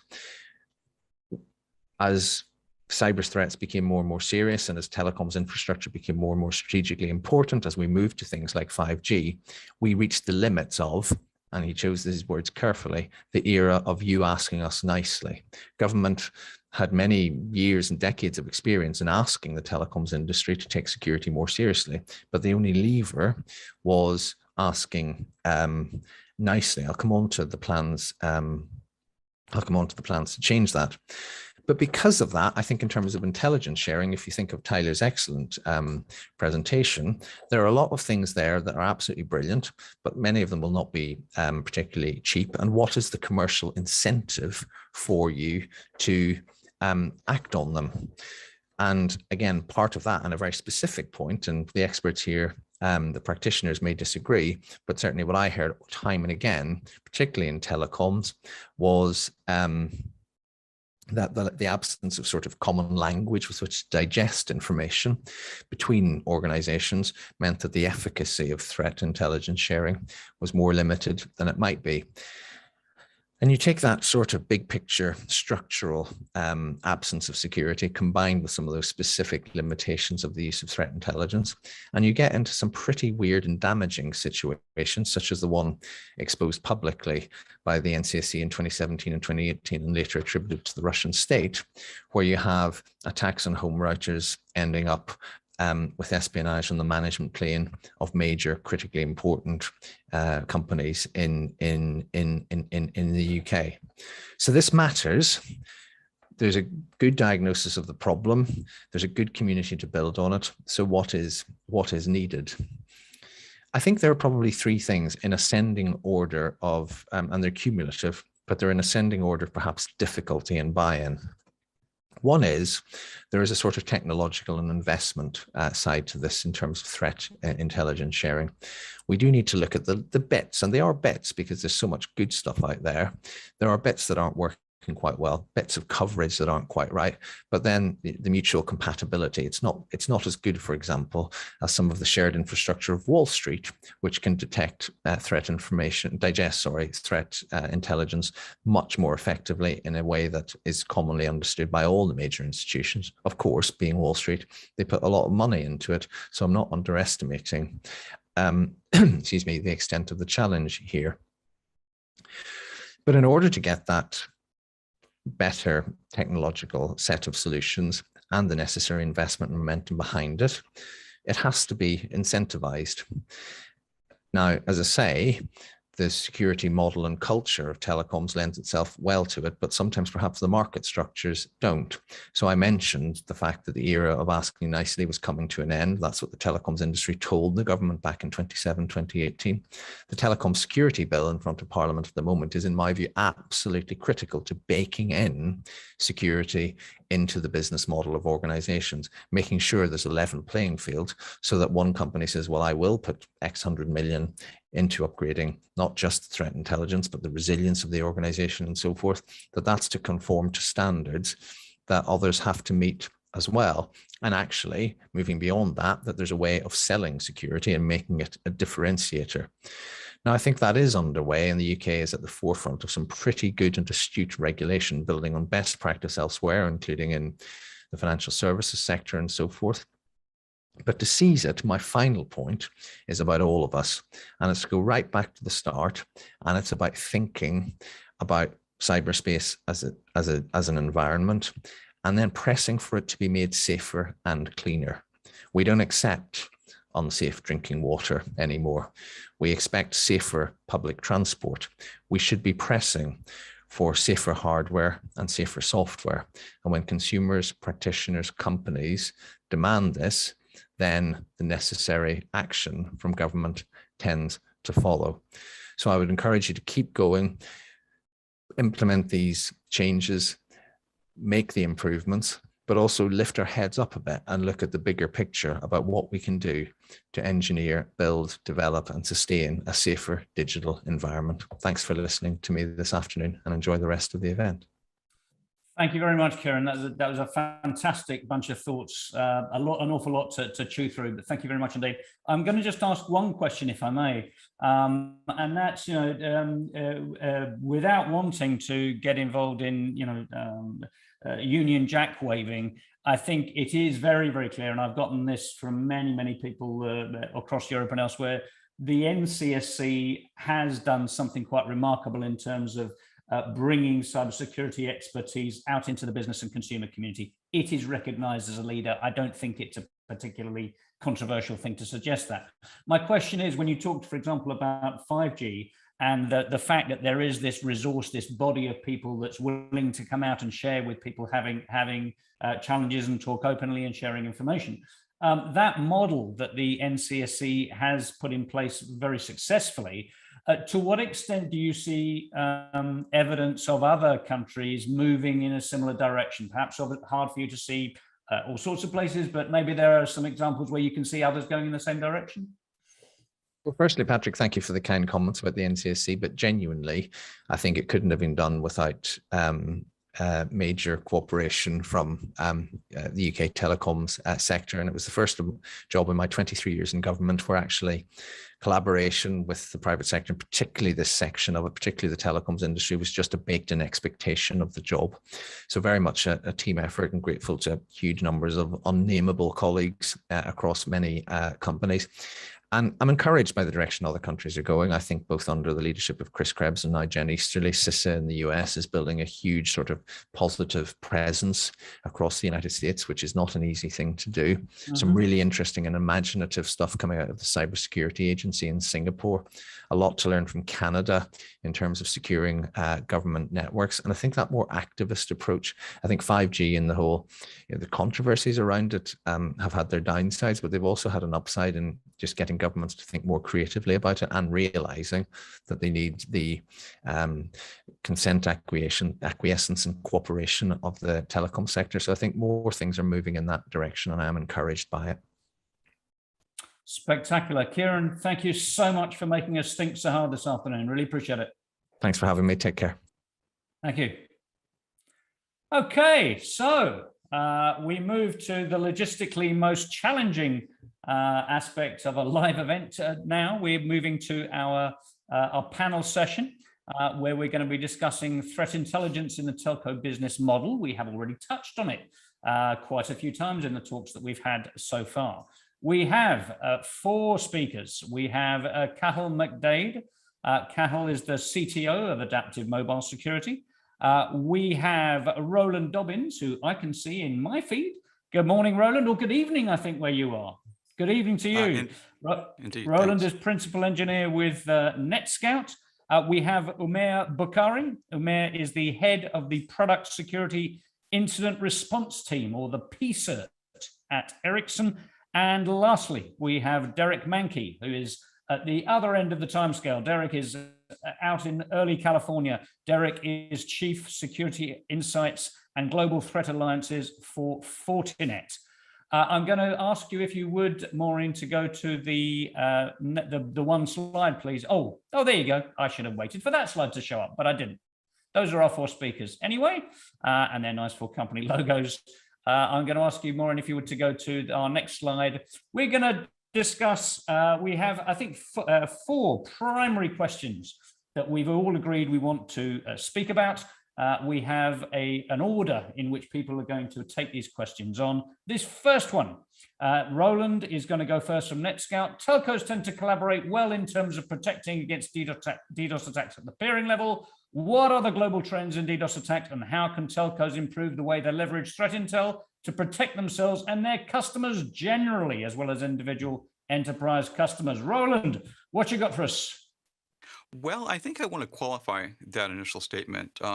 We've made a tremendous amount of progress over the last 20 years. We've made an amazing amount of progress over the last 10 years. And we've made a stupendous, almost unbelievable amount of progress over the last 5 years in terms of inter-operator cooperation in mitigating DDoS attacks, which are threats to availability at the peering level. But we still have a ways to go. And one thing to keep in mind is that a lot of this is still very ad hoc. It's built upon relationships. And another thing to keep in mind is that while we do have technologies now that can allow for greater autonomic cooperation and programmatically driven cooperation in some cases, again, it's very ad hoc. And there are some challenges that the industry faces in terms of tracing back spoofed attack traffic that's used to enable these extremely large, terabit class in some cases, reflection amplification attacks. So we've made great progress, and we have some more progress to make jointly. So hopefully that makes sense. Just a little bit of a reality check there. What are the trends in DDoS attacks?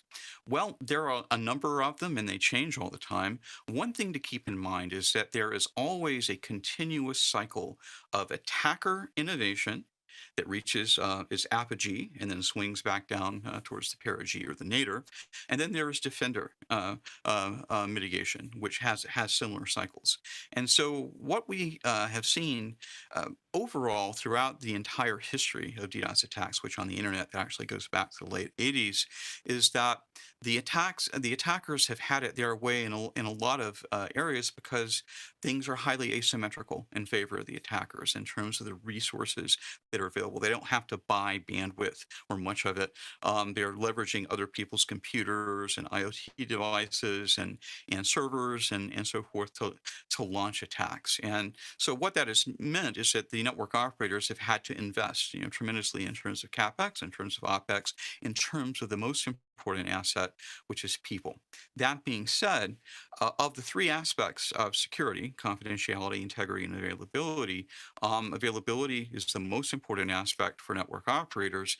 And in particular, because we've seen the rise of DDoS for hire infrastructure that allows even relatively unsophisticated attackers to launch high impact attacks and allows the medium sophistication attackers to really do a whole lot of pre-attack reconnaissance, we've moved into an era of what we call adaptive DDoS attacks, where the attackers will do this pre-attack reconnaissance, they will launch the attacks, they will look at what the defenders are doing, and then they will alter their approach accordingly. And so real-time actionable threat intelligence that allows operators to make decisions about whether to forward a given packet or whether to drop a given packet is really key. And there's two. I'm going to need to ask you to wind up if you would, Ronan, please. Yeah, sure. And that includes organic homegrown threat intelligence that's derived through instrumentation and telemetry. And then that includes community-driven intelligence from the operational community as a whole. All right, great. Derek, anything to add to that for Fortinet?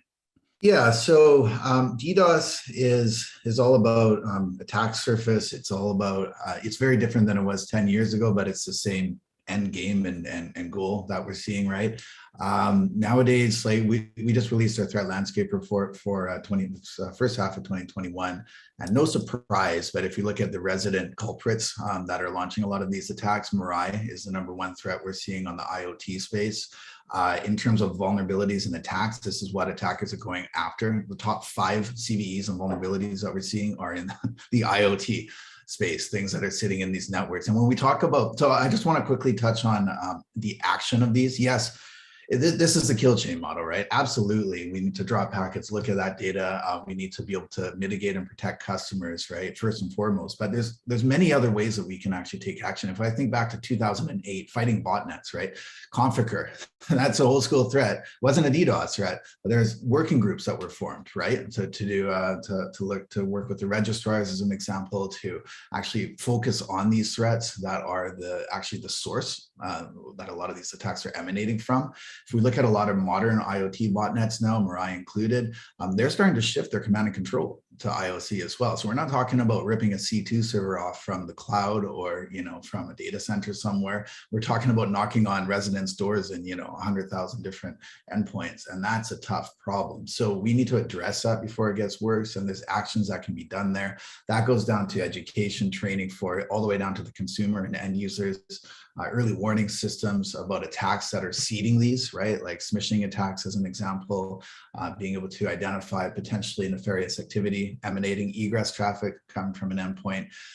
The mitigation piece is always key, but we can't continually defend against an onslaught, right? So I think it's really important to get to the source and, of course, share that information too, right? All right. And there's various ways to do that, including MITRE ATT&CK with the, Awesome. Thank you, Derek. Umair, what would you like to add from an Ericsson perspective? Very much. What I would like to add, I would just pick a little bit on what Roland said in terms of there is a cycle of innovation, right? So it always goes, the attacker goes first, then comes the defenders. And that's where I think TI serves a very big part, because sometimes you could catch these attackers very early when they're a little bit in the hidden trial phase, right? So it helps. And I think it very well also goes what David earlier said in the morning. Your information is someone's protection.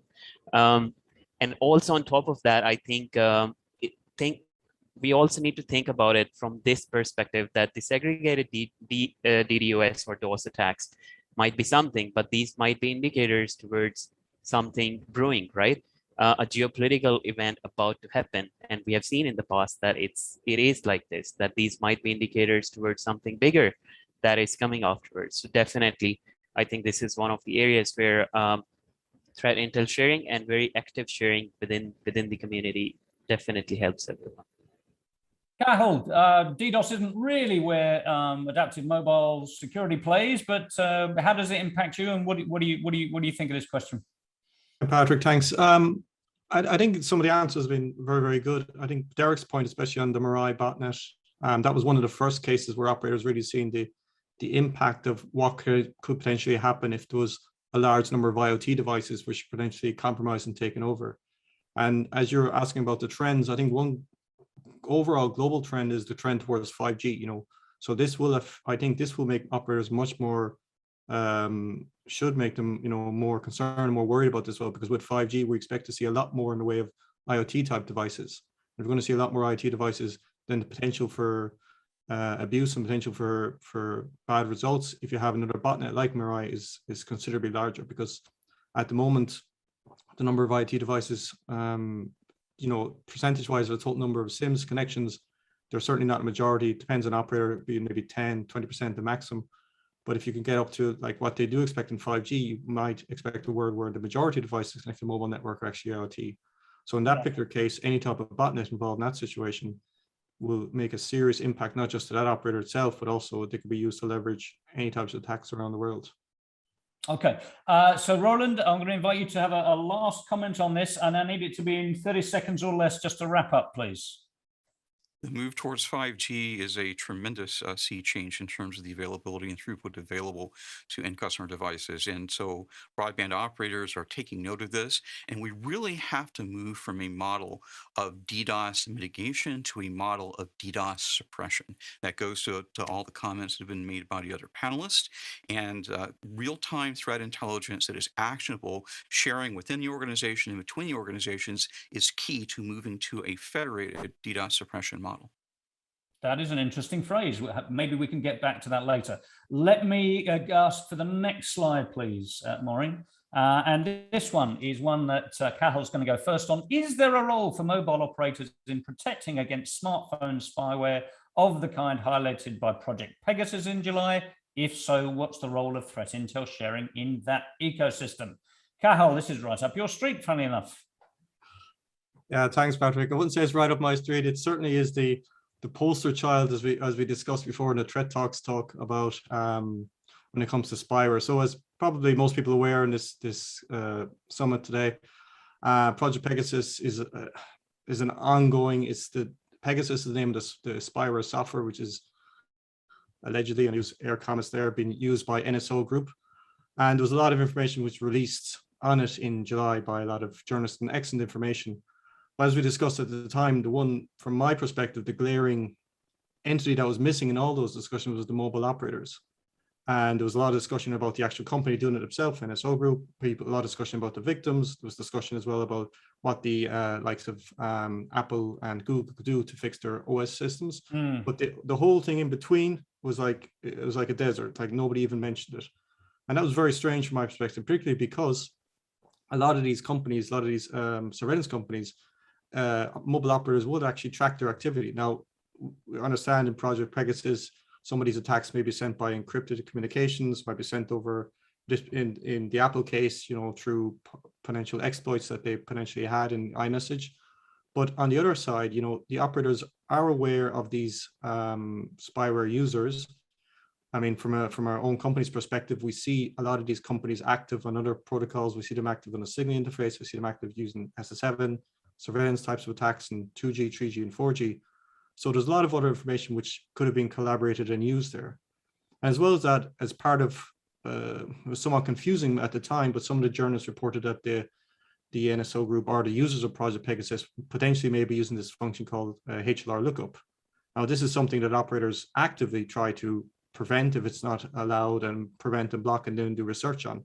So again, there was a lot of collaborative information which they could have used, which they could have taken this information in and actually then taken this information and collaborated what they had at the moment to try to come up with methods to try to make these attacks less possible, to make these types of, put in place better types of security. So when it comes to threat intelligence sharing, Project Pegasus, it was a kind of a, when the releases came out, it was an excellent research, but it was really heavy, possibly more in its focus on who was being affected as opposed to actually technical information, what was being shared. And I understand that sometimes you can't share everything with certain amounts of sensitivity, but there are places then which you can share it, possibly not in public, but possibly it could have been shared more information within the operator group, because I think I would be quite confident, in fact, that if this had been shared, then the correlations could have been found with known threat actors that mobile operators are already aware of.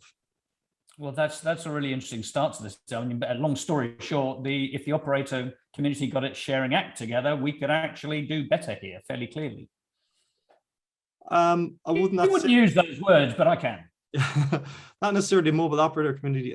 There are groups, but I think in this situation, it probably didn't even occur to the people doing the research to share with mobile operators, and that's something bad from our side.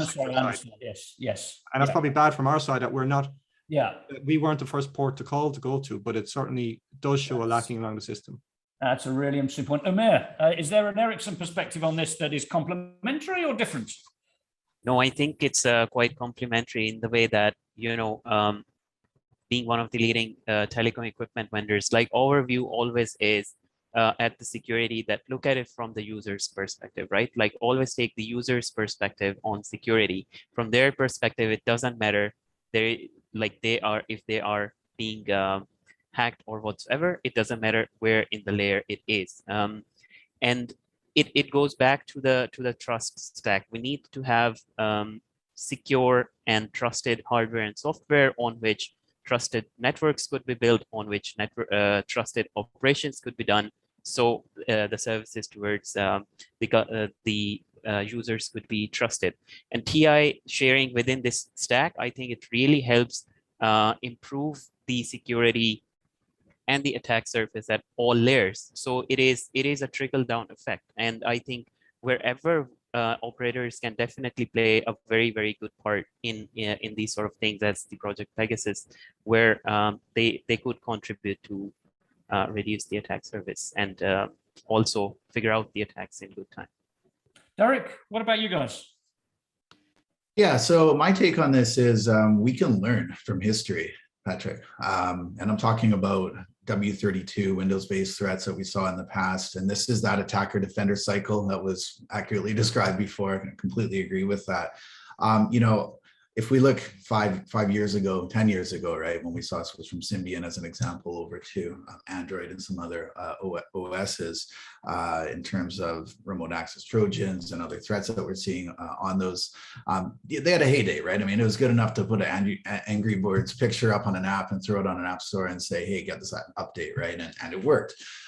Nowadays, it's a lot harder. And this is the natural attacker and defender cycle. So as more barriers are put up, we're seeing more obfuscation attempts from the attackers. And we're actually we've created real-time heat maps. So we're actually able to get real-time TTP data coming in for mobile threats, as an example. Not surprisingly, the #1 tactic that we're seeing is defense evasion. Because of that attacker defender cycle, right? They're trying to do all clever sorts of things, heavy obfuscation, polymorphic viruses as an example, and it goes up through the whole kill chain, right? And mobile operators absolutely have a key part of this. Of course, they're the upstreams to a lot of these threats. All the things I talked about earlier, being able to map those, as an example, with MITRE ATT&CK mobile matrix for all things that are directly impacting those mobile threats, tagged threat actors. That is, it's not just about here's a mobile virus and a hash, an APK file as an example. It's much more than that. It's absolutely relevant. This can all be mapped out today. That needs to be shared. The kill chain data, as an example. We've shown success with this, Patrick, at the Cyber Threat Alliance, as an example. We've implemented this already in the Magellan platform. I believe Mike will be speaking later today on that too. So there's hope, but I think we can learn from lessons. Awesome. Roland, the next scout view. Every device that's made these days, every kind of computing device is going to pretty much be on a network, and a huge proportion of those networks are mobile networks. And so there's a real need for even more cooperation between vendors and mobile operators, and not just vendors of mobile devices, but vendors of all types of devices and operating systems and even application software, because at the end of the day, the sensorium that the mobile operators have is extraordinarily broad, and the feedback that they get from the customers, the behaviors that they can observe, they need answers to questions. And I think that every single vendor in the space making hardware and software, they need to find out how they can collaborate with the mobile operators that their devices and their applications and services are almost assuredly going to be running on. Very good. Okay, a wrap up in 30 seconds or less, Cathal, if you would. Yeah. Thanks, Patrick. And just this is a very good question. Thanks for the other commentators. I mean, one particular thing to keep in mind is, this is not your grandfather's or your father's malware. This is Pegasus, the company itself. This is like a really sophisticated company, very, very highly funded. So every bit we can do, information that we can share that it can help detection this, it all adds up, because there's not one thing or one particular company could do to do it. But anything we can do, it will actually help us, because this will then also have a trickle-down effect, be much better able to deal with other types of threats. Right. Okay, Maureen, next slide, please. So the question we're going to ask here, and Derek from Fortinet's going to go first. How in 2021 do telco security practitioners extract maximum value from threat intel? What value does the MITRE ATT&CK framework offer for the telecom sector? It's been mentioned a couple of times. Does the telecom sector need a dedicated, customized attack-like framework to be built out? And if so, how do we go about doing that? But that's probably a 2-day seminar, but I guess we have a few minutes. Derek, what's your opening thoughts? Yeah, it's like asking me about machine learning and AI, right?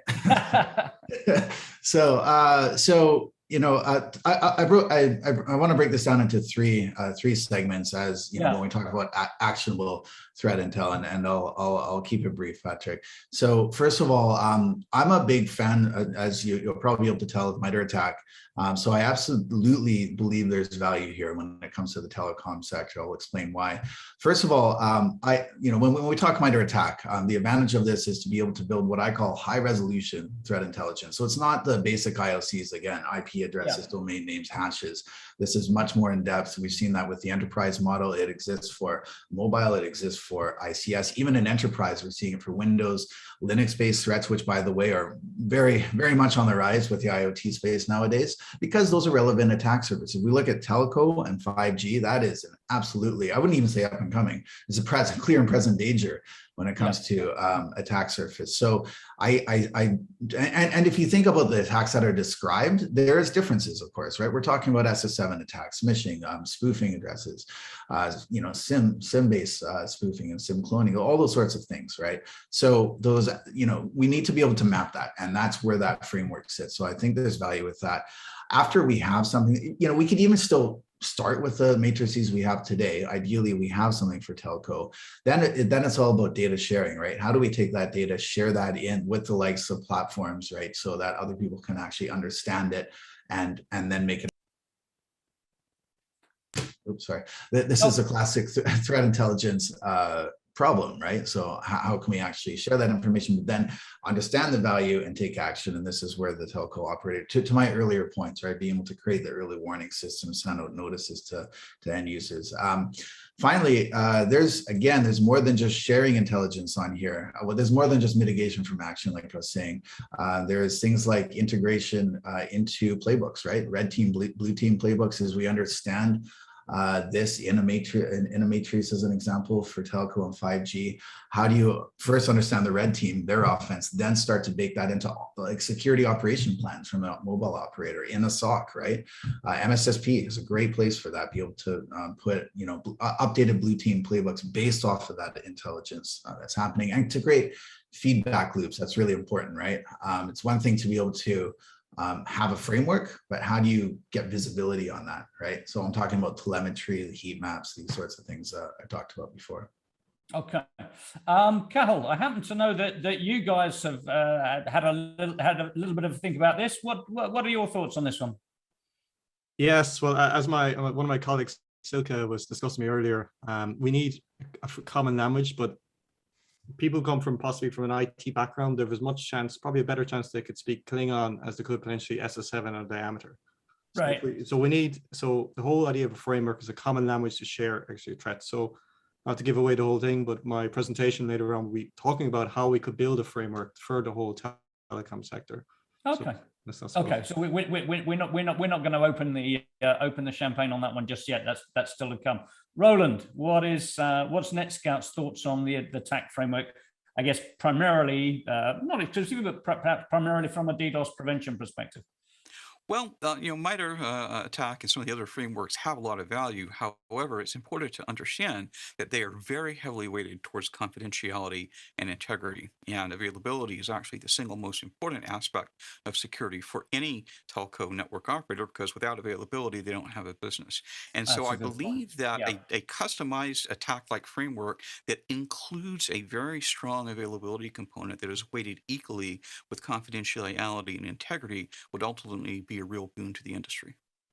That is really, really interesting. Umair, what have you guys been up to in terms of the MITRE ATT&CK framework and thinking of its relevance to telecom? Yeah, so pretty similar ideas. I think I would like to think about it as a spectrum, right? On one end, as already said, there is the telecom side, which is kind of missing from take MITRE ATT&CK or any other similar framework that is in existence. They're very much focused towards the enterprise. So the very specific telecom attacks are missing from there, right? So this is what we want to get in there. It is in everyone's advantage to be able to map those. What choices are there? Either you try to come with some sort of ways of working that you could map all those telecom attacks in the existing matrices that exist, or then you add them on there. And this is where the spectrum then starts, right? Because you do not want to go so far away from the existing things that you build you kind of reinvent the wheel, and the wheel is basically within your own telecom domain, which is not like a common language that could be shared with other industries. So I think that's where the balance kind of lies. We need to include telecom on there, but we at the same time we need to stay close enough that we are sharing the same boundaries with all the threat intel that is going around, because that's a good part. Where will we land? I think this still remains to be seen a little bit. And like the most important thing I think here is, first of all, we as a community need to start sharing. That's where the hidden trial comes in. So we could start seeing, okay, this is the benefit of this approach, and that's the benefit of that approach. And then I would hopefully say that land at something which is both beneficial, but also useful and familiar. Well, I think we actually had a half a dozen folks from MITRE actually register for the event. I don't know how many are actually listening live right now, but a lot of interest from those guys in this event, and quite possibly this particular session. Let me ask you, Derek, to wrap up, if you would, in 30 seconds or so.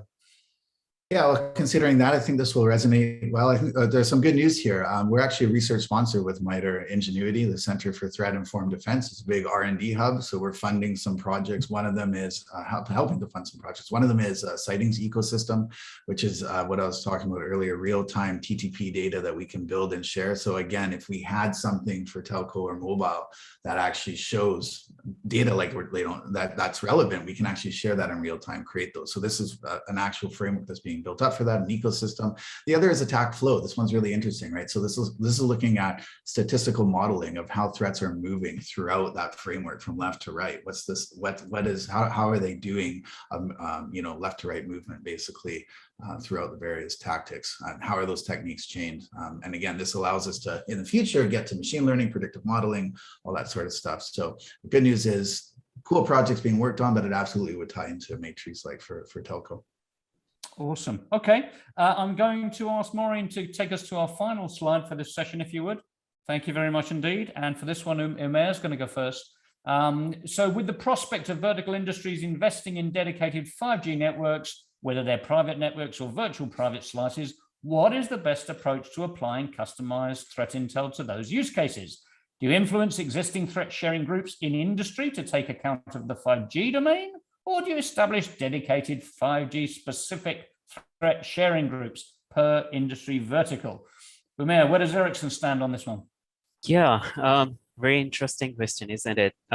So if we just look at it, telecom industry has always been an industry that's kind of based on trust, right?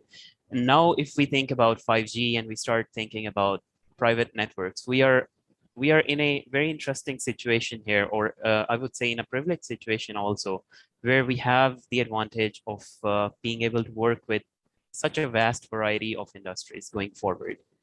Now, if at the same time, if we think about threat intelligence as a concept, in some industries, that's a very established concept. There are established ways of working, things are flowing. In many other industries, this is just coming up. This is a very new thing.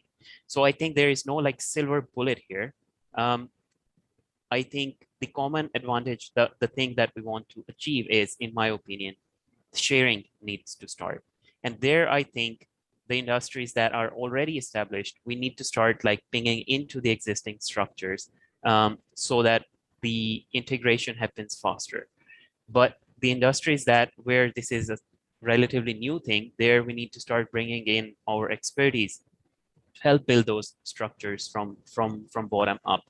And here I think again, like the need for the trusted groups do remain, because I think we come back to the same point. Like with telecom, our challenge is always that this is part of the critical infrastructures and whatsoever. If you open the threat intel way too much, it also starts benefiting the threat actors way too much, then it is providing the benefit. So I think that's where we kind of need to start, but then we need to start moving in the direction what we have already discussed upon, that we have common language and we have common frameworks where we could understand each other and we could start sharing information, not just within telecom, but with different industries, so that we could understand each other. Let me just ask you to clarify that. So there's a binary proposition put to you in the question 4. Is it X or is it Y? From your response, am I getting the sense that you maybe don't think that's necessarily the right way to look at it? You kind of have to go with both, maybe? I would say so, at least to start with. We will need to start looking at both. It will not be one or the other approach here. But does that not imply dilution of effort, dilution, replication, duplication of effort and resource here and there? No, as I said, like, the industries where things are more mature, you could start using those mature structures already.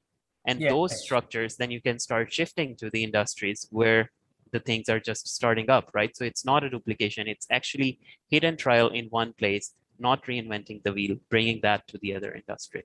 Yeah, understood. Derek, I know Fortinet's all over 5G security. What are your thoughts on this? Yeah, so I agree on the maturity of the information sharing. That's one thing. In terms of capabilities, that's matured, right? We're talking about data lakes. We got to be able to make sure that we build that data lake and not dams. So the classic silo problem, right? There's a lot of goodwill out there, but a lot of the times, if we're sticking to a dedicated sharing group like the ISAC model, those are great and they can be led, tagged to a particular vertical, but that information is actually useful across industry, cross vertical as well too. So we just got to avoid that, right? I think we can use a lot of the existing platforms that have been built today, because we're talking about a lot of data when we start talking about 5G threats, obviously. And this is like the ISAC versus ISAL model as well, right? Personally, I'm a fan of the latter, right? If you have you have special interest groups, working groups led by telco, led by mobile operators who are experts in their domain, but they're also able to do crosstalk, if you will, to other members. And that does.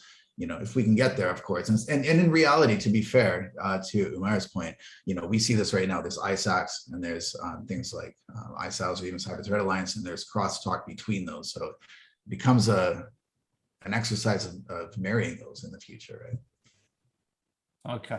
Cathal, what's adaptive mobiles do? Yeah, it's always good to have some disagreements. So, of these two options, I would definitely take the first option. And the reason I will be saying that is because when it comes down to the technologies, attackers, they don't necessarily silo themselves into saying, I'm only a 4G or I'm only a 3G type attacker, or I'm only a private network type attacker. Like, let's take, for example, surveillance companies. They'll use every technology they can get their hands on to try to track the location of people. It doesn't matter if it's 3G, 4G, or 5G, or SMS, or any other type of method. So from that perspective, sharing information on threats, you want to do that within the current industry groups. Now, of course, there will be some who are specific per technology or specific per 5G networks.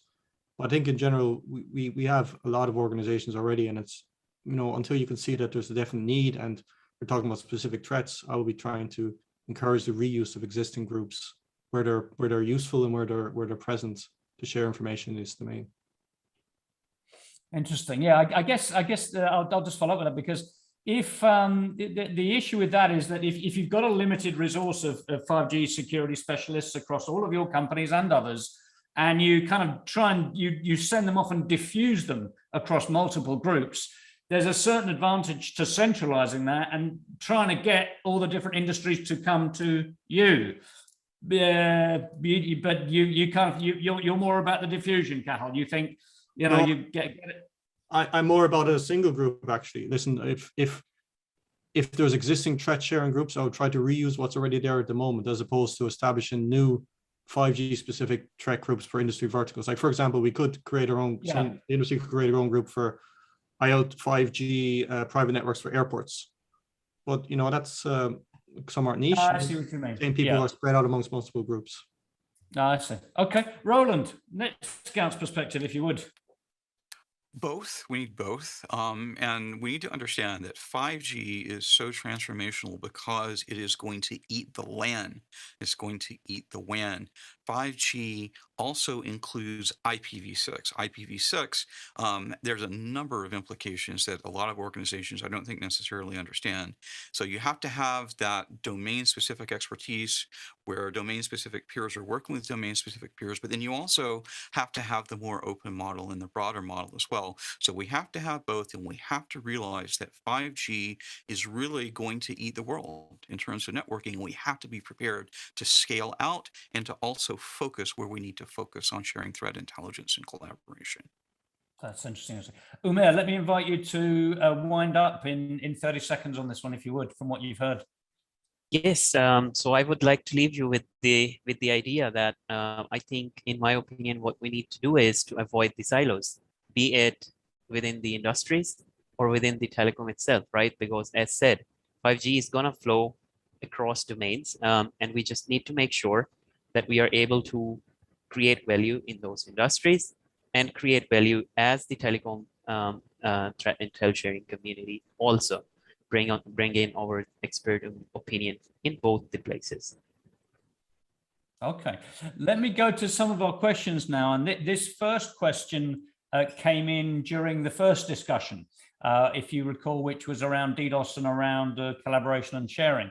And someone from Semantic Broadcom is mentioning here that Oasis started Cacao, a collaborative automated course of action operations group. This is out of the Oasis group. Wouldn't this be a good model of collaboration on attack response? They have a reasonable model for human and machine readable playbooks, an area where players like telcos would not compete. On the contrary, Oasis, maybe this is a little bit left field for one or two of you, I don't know, but Cacao out of Oasis, is that a useful collaboration tool? Does anybody, rather than asking each person, let me ask anyone if they have a view on it. Cacao.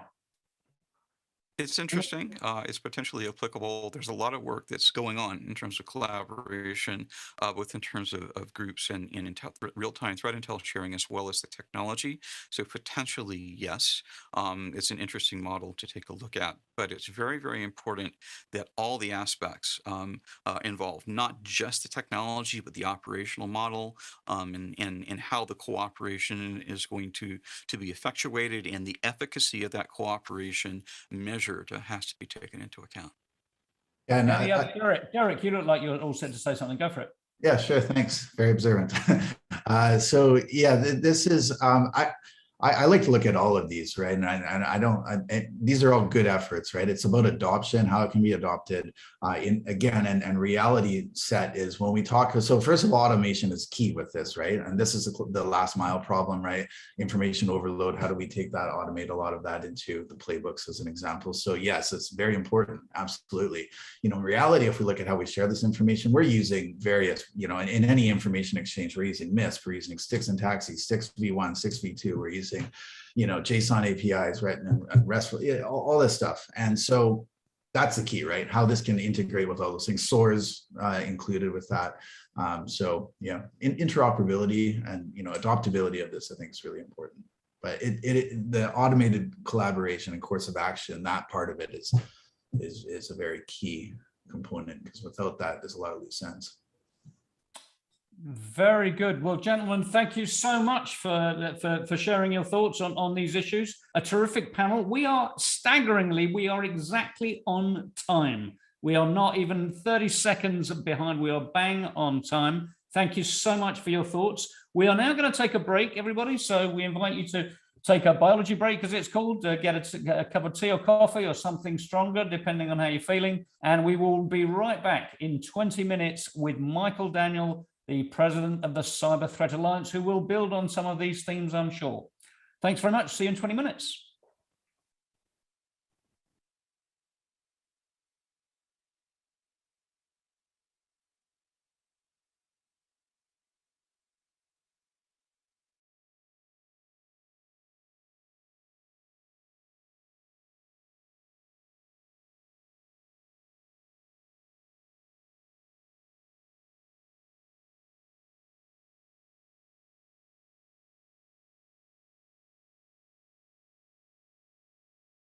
Okay, so welcome back. I hope you can all hear me. I think you can. We are back after a phenomenal, really, really good session, I thought, in the first half. My brain's still fizzing with all the various thoughts that came across. I'm now getting ready. We are all slided up to invite our next speaker to speak, and he is going to be Michael Daniel. Michael is the president and CEO of the Cyber Threat Alliance. He's talking today on how Telco, the trifecta, how Telco Threat Alliance sharing, intelligence sharing can improve security, privacy, and safety. Michael, a very big warm welcome to you. The floor is yours. Well, thanks, Patrick. Thank you for having me today. So as you said, I'm going to talk a little bit about how intelligence sharing can actually undergird all three of these concepts: security, safety, and privacy. In many cases, particularly I think between security and privacy, they're often seen as being at odds, and that's not really correct. So if we could go on to the next slide, please. So you really have three legs of digital protection, if you think about it. And I'll just go ahead and let the slide build all the way through. But in many ways, you see security and privacy as two legs of the stool that are often talked about. But in fact, there's actually a third leg, which is safety, particularly in an era when you have connected devices, connected utilities, connected operations, machinery. It actually becomes, medical devices. It actually becomes safety becomes a consideration as well. And the truth is that all three of these can actually either mutually reinforce each other. So you can have privacy policies that support security and safety, or you could have security policies that you could have safety policies that actually undermine privacy and security. So you need to actually be thinking about all three of these types of concerns in digital protection because they are inextricably linked. You cannot get away with thinking about just one leg of this stool. So you really have to be thinking about all three aspects: security, safety, and privacy. So let's go on and talk about a couple of the other items. So go to the next slide, please. So there are some implications of this digital protection triad. One is, as I was just talking about, you have to consider all three aspects in your sharing activities. Threat intelligence sharing can and should support privacy, security, and safety all at the same time. And you have to manage the risk across all three of those areas simultaneously. And if you try to only optimize security or only optimize privacy or only optimize safety, it just won't work. You'll end up undermining the others and sort of, actually undermining the very thing that you're trying to optimize for if you're only optimizing one of them. And the other thing is you have to use cross-discipline approaches to reducing risk. And in fact, the most effective action might be a privacy or safety enhancement. And a good example of that, to be concrete, is if you have good privacy policies that talk about how you do data management, and that, for example, that you actually get rid of data after a certain period of time, and you properly dispose of it. That's actually good from a cybersecurity standpoint, because the data that you don't have, I, as a cybersecurity professional, don't have to protect. And so that's an example of how a privacy policy requiring periodic reviews of data holdings and disposing of data that you no longer need or use, that's no longer needed for a business purpose, actually reinforces cybersecurity. And that might be the most cost-effective way to actually deal with that data is through disposal. So you really have to think about those cross-discipline approaches to managing your digital protection risk. So if we go on to the next slide, please. Now, there's a few things about information sharing that I would say are typical faulty assumptions. And so what I'm going to talk about for much of the rest of this discussion is really about how our faulty assumptions underlying information sharing make it difficult to use information sharing to do those three things that I just talked about: to protect security, to protect privacy, to enhance safety, and what you can actually do about that to improve your information sharing ability to protect and deal with all three of those areas. The first faulty assumption is that cyber threat information is equal to technical data. And that is just simply not true. That's how we typically talk about information sharing and talk about, and so when somebody says information sharing and cybersecurity, that's usually what they mean. They mean sharing very technical cyber threat information. So indicators of compromise, TTPs, things that are very technical in nature. But the truth is there's a lot of other information that is equally as useful. Targeted warnings, that we have information that your organization has been targeted or compromised. Ransom information about digital wallets, that's useful for law enforcement. Strategic trends, what's happening, what are the bad guys targeting? What are the best mitigations for different kinds of threats? All of those are cyber threat intelligence and are useful, but they're not technical. So cyber threat information consists of far more than technical data. The second faulty assumption is that all organizations should try to share that technical data. And that's just simply, again, not true. The vast majority of organizations cannot produce or consume that technical data. The Cyber Threat Alliance, we specialize in sharing highly technical threat information at speed, at scale. I could give 99.9% of the companies in the United States access to my platform, and most of them would have no idea what to do with the data. They wouldn't be able to consume it. They wouldn't be able to do anything with it. So we really need to move away from this idea that everybody's going to be involved in the technical sharing process. That's actually going to be restricted to a fairly small set of companies. And what they should be sharing, though, is something completely different. And then the last faulty assumption, for those that are American baseball fans, I refer to this as the opposite of the field of dreams. There's this idea that sharing should be easy, particularly once the connections are made. So the way that I say it is, if you connect it, it won't necessarily be shared. Simply connecting the pipes is insufficient. It turns out that actually information sharing, cyber threat intelligence sharing is actually really hard. So with that, let's go on to the next slide. So as I was mentioning, there are various types of cyber threat information. One of the, and you can see it laid out according to 4 different levels of how we can think about that information.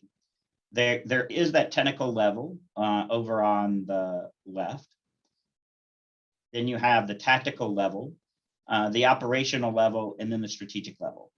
And so you can see that there are actually 12 different kinds of threat intelligence that certainly we work with here at CTA, although like I said, we tend to specialize in that left column of technical intelligence. We also work with all of these different kinds of intelligence. And the implication of this is that we need to actually get much more focused, much more deliberative about how we talk about cyber threat information, so that we are actually talking about specifically what kind of information we want to be sharing and what's the purpose that serves. Sharing defensive measures and attribution is very different than sharing indicators and sightings. And so we really need to think about that much more intentionally and be much more deliberative about how we talk about cyber threat information. So go on to the next slide. So what should drive sharing? And just go ahead and let this one all build. I think that the key driver that we should really be using is utility. Most organizations, as I said, right, are faulty assumption. Most that everybody can use that technical CTI. Since they can't, if most organizations cannot produce or consume that technical CTI, it's because they lack the ability to capture it or act on that information. Of those 12 types of information that I was just talking about, most of them are irrelevant for most organizations, most of the time. And so what you often get is if they're trying to engage in technical CTI sharing, not only do they have difficulty dealing with it, it's actually irrelevant for them. So relevance to the organization's business decisions, that's the key. So is it actually useful to them in making a decision? What choices do they actually need to make? What decisions in cybersecurity do those organizations actually have to make on a regular basis? And most organizations only make a few cybersecurity decisions to change something in their network, to implement a new security tool, to change a business practice. And so therefore, they only need the information they only should collect and try to consume the information they need to affect those decisions. So the vast majority of organizations are not going to be trading in cyber threat intelligence on a day in and day out basis because it's not actually useful to them. There's a set of organizations, including telcos, for which that is relevant. And they have those technical sharing capabilities, but even then it should be clearly linked to the decisions that you're trying to make. if we go on to the next slide. The last thing I'll talk about is information sharing requires investment. Many information sharing initiatives get started and then they just fade away. And as I said, connecting the pipes does not guarantee success. Instead, you actually have to think about information sharing not as a single transaction or even a series of transactions, but rather as developing a long-term relationship that has 4 elements. And it really comes down to trust, building that trust that the recipients of the information that you share are going to use the information in the way that you expect and that you want, that it requires money that you invest to maintain those relationships, either by investing in the technology, investing in updating the protocols, updating the databases, whatever it takes. It requires time because somebody has to be actually engaged in that process, and it is not simply something that you occasionally put time on. And then lastly, you have to put attention to it, and attention has to be paid to information sharing at all levels of an organization. So you really have to be thinking about this in terms of a long-term relationship, that it is a long-term investment that you will get a return on, but that it takes that long-term investment to make. So go on to the next slide. So this is really the set of assumptions, and I will mostly just leave you with these. So just go ahead and scroll through all of these. I would say that if you sum all of this up, right, few organizations are going to share all those different types of CTI. Information sharing outputs can and should incorporate more than one type of that CTI. Number 3 is actually one that's counterintuitive. Reducing the number of organizations expected to share technical data would improve the efficiency and utility of many sharing programs. And focusing on that risk and comparative advantage would reduce the burden of those that are participating, and it would reduce the risk while increasing value. And then the last point is that, again, I'll just hammer away at that. Effective cyber threat sharing requires planning and long-term investment and that sustained commitment. Otherwise, it just simply won't work. And that's been CTA's experience over the last almost 5 years as a formal sharing organization. So Patrick, those were the points that I wanted to make for your audience today. And I hope that it was useful and relevant to your attendees. Terrific, Michael. Yeah, I mean, excellent perspectives for the audience. Let me ask you one sort of sector-specific question, if I may. The great advantage of having you here is that you have a perspective across the financial sector, the manufacturing sector, the telecom sector, and others. What would be your appraisal of the telecom sector in terms of its effectiveness as a sector in sharing threat intel with peers? Are we kind of okay? Are we behind the curve? Are we awesome? Are we dreadful? Where would you place the telecom sector? I'd say that the telecom sector actually does a relatively good job at sharing amongst itself. The challenge that it runs into is then how does it actually take that intelligence and share it cross-sector in a way that is actually useful? And the telecom sector actually has a big challenge because of the regulatory environment that it operates in and the need to protect privacy. It has some particular information sharing challenges that some other industries don't come to the table with. And so figuring out how to work through and share that information in a way that takes out the customer information but still provides something relevant. That's a really tall order.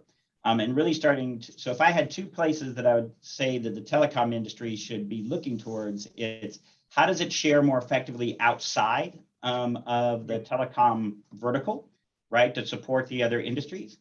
And as we move towards an environment where there's much more mesh networks, and not all the traffic is going to be going through ISPs, and there's going to be even more peer-to-peer traffic. What are the implications for how telecoms manage their cybersecurity? I think that's going to be an a really interesting challenge.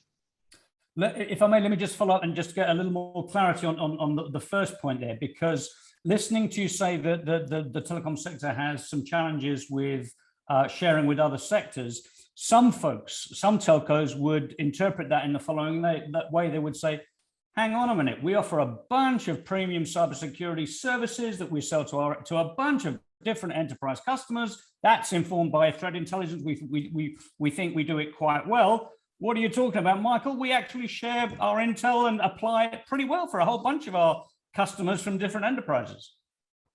And that's true for their customers. But right. One of the other things that is certainly a truism is that no matter how large you are, you do not have the perspective, all the different perspectives that are useful to you in protecting your customers. Right. And that to the extent that you can also get information from pure play cybersecurity vendors, to use that to reinforce what they are seeing, that then makes your products and services more effective. Can you share, with organizations like CTA, ISACs, and other things to, raise the level of cybersecurity across the entire digital ecosystem? But my contention is that actually in that kind of environment, particularly where you're seeing an increase in diversity of devices, increasing diversity of connections, the sharing even outside of your vertical, all it does is actually make you more competitive, makes your products and services better. And it doesn't actually, in fact, undermine the services or products that you offer to your customers. It enhances them. And it makes them more likely, it makes your customers more likely to say, yes, I can actually go ahead and use that service because it actually connects to so many other services. Right. Michael, that has been a spectacular session. Thanks so much for your contribution. It's been great having you. Thank you. You're quite welcome. Thanks for having me. Appreciate it.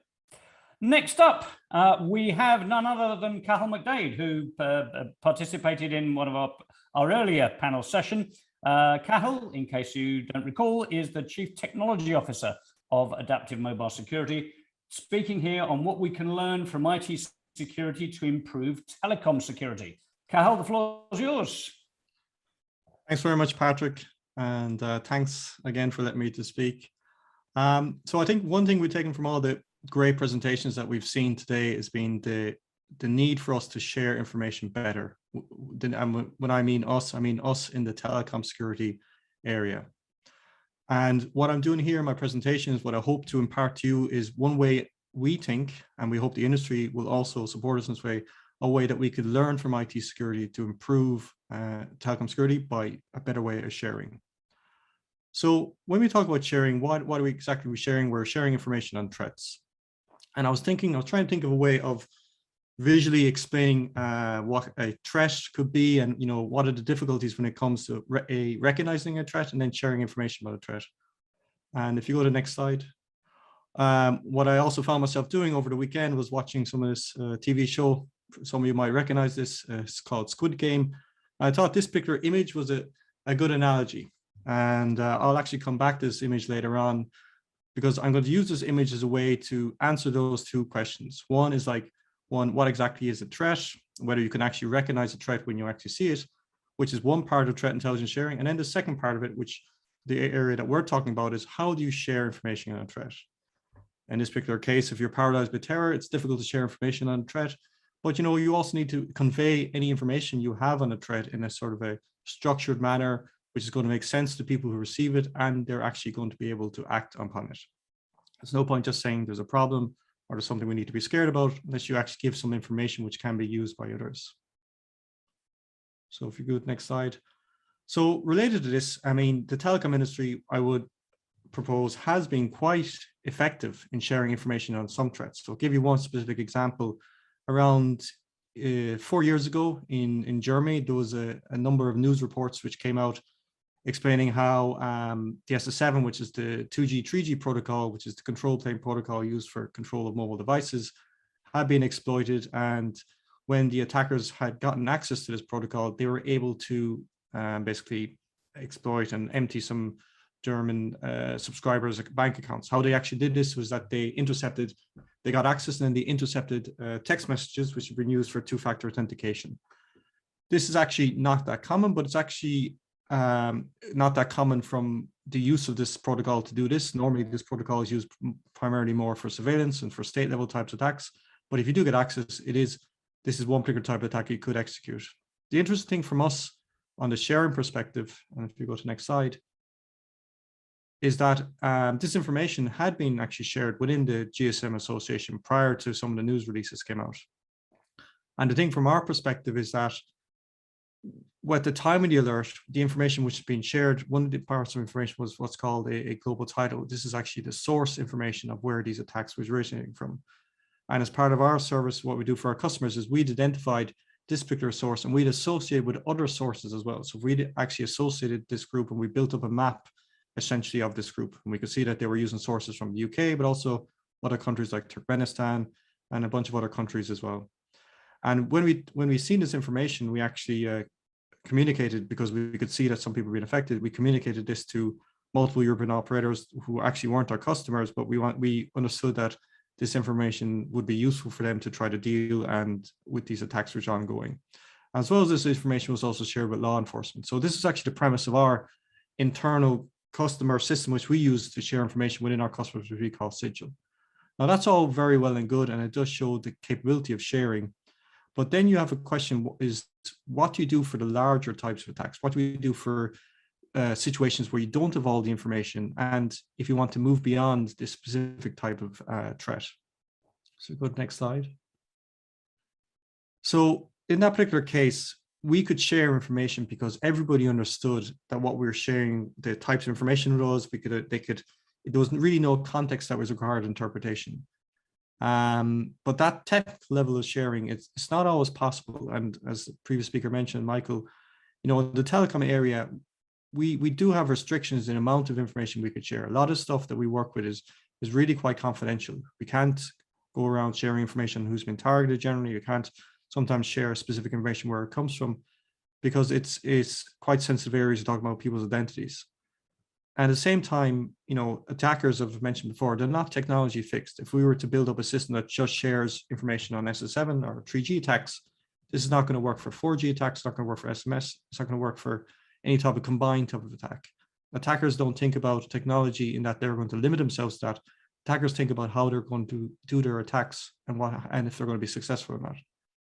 So what we really need is a language to express the activity of telecom attackers or threat actors. We need to be able to ways to share what they do and how they do it without necessarily focusing on the specifics of how they go about doing this. And to do this as well, this better sharing, it has a side effect that allows you a greater understanding of the threats and then to build in defenses against them.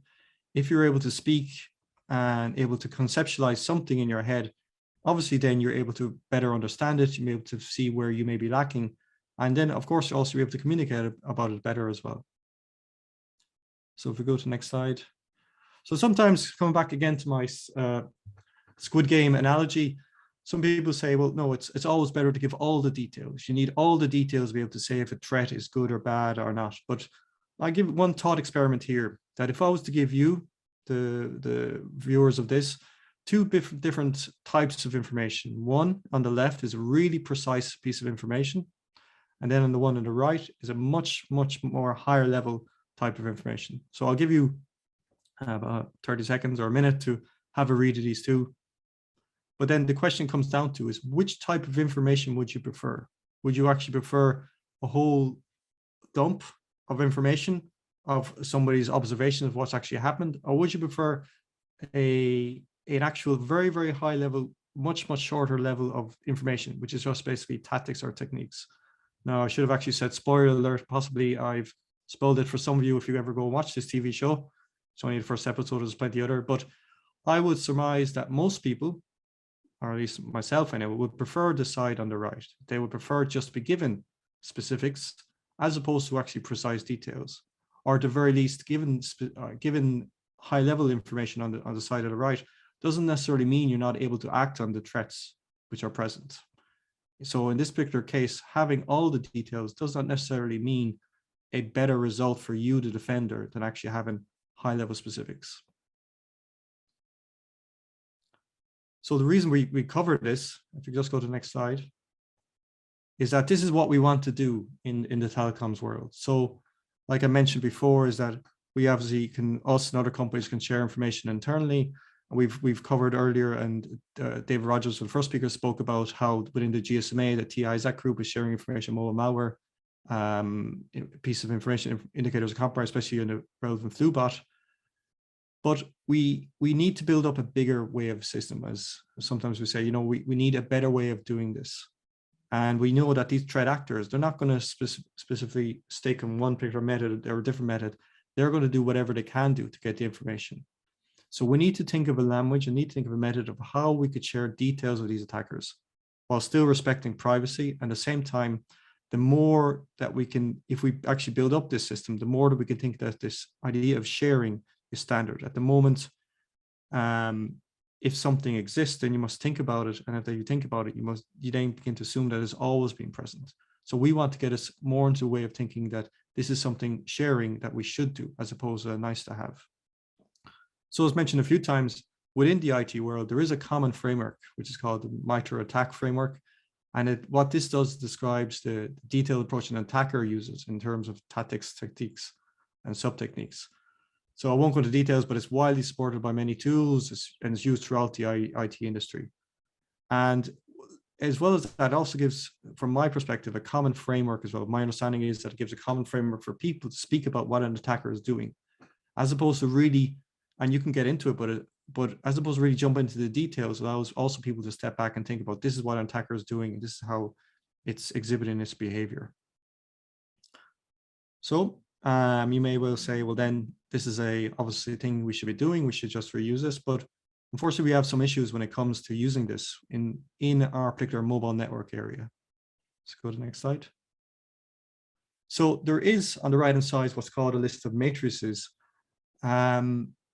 Unfortunately, there is a framework for mobile, but this is very, very much device-centric. It really has Android and iOS. So essentially, it doesn't really consider mobile operators. It does have a part of it called network-based effects, but if you look at it, those are really separate and standalone, and they don't take into account the large number of mobile network attack cases that we and mobile operators see in real life.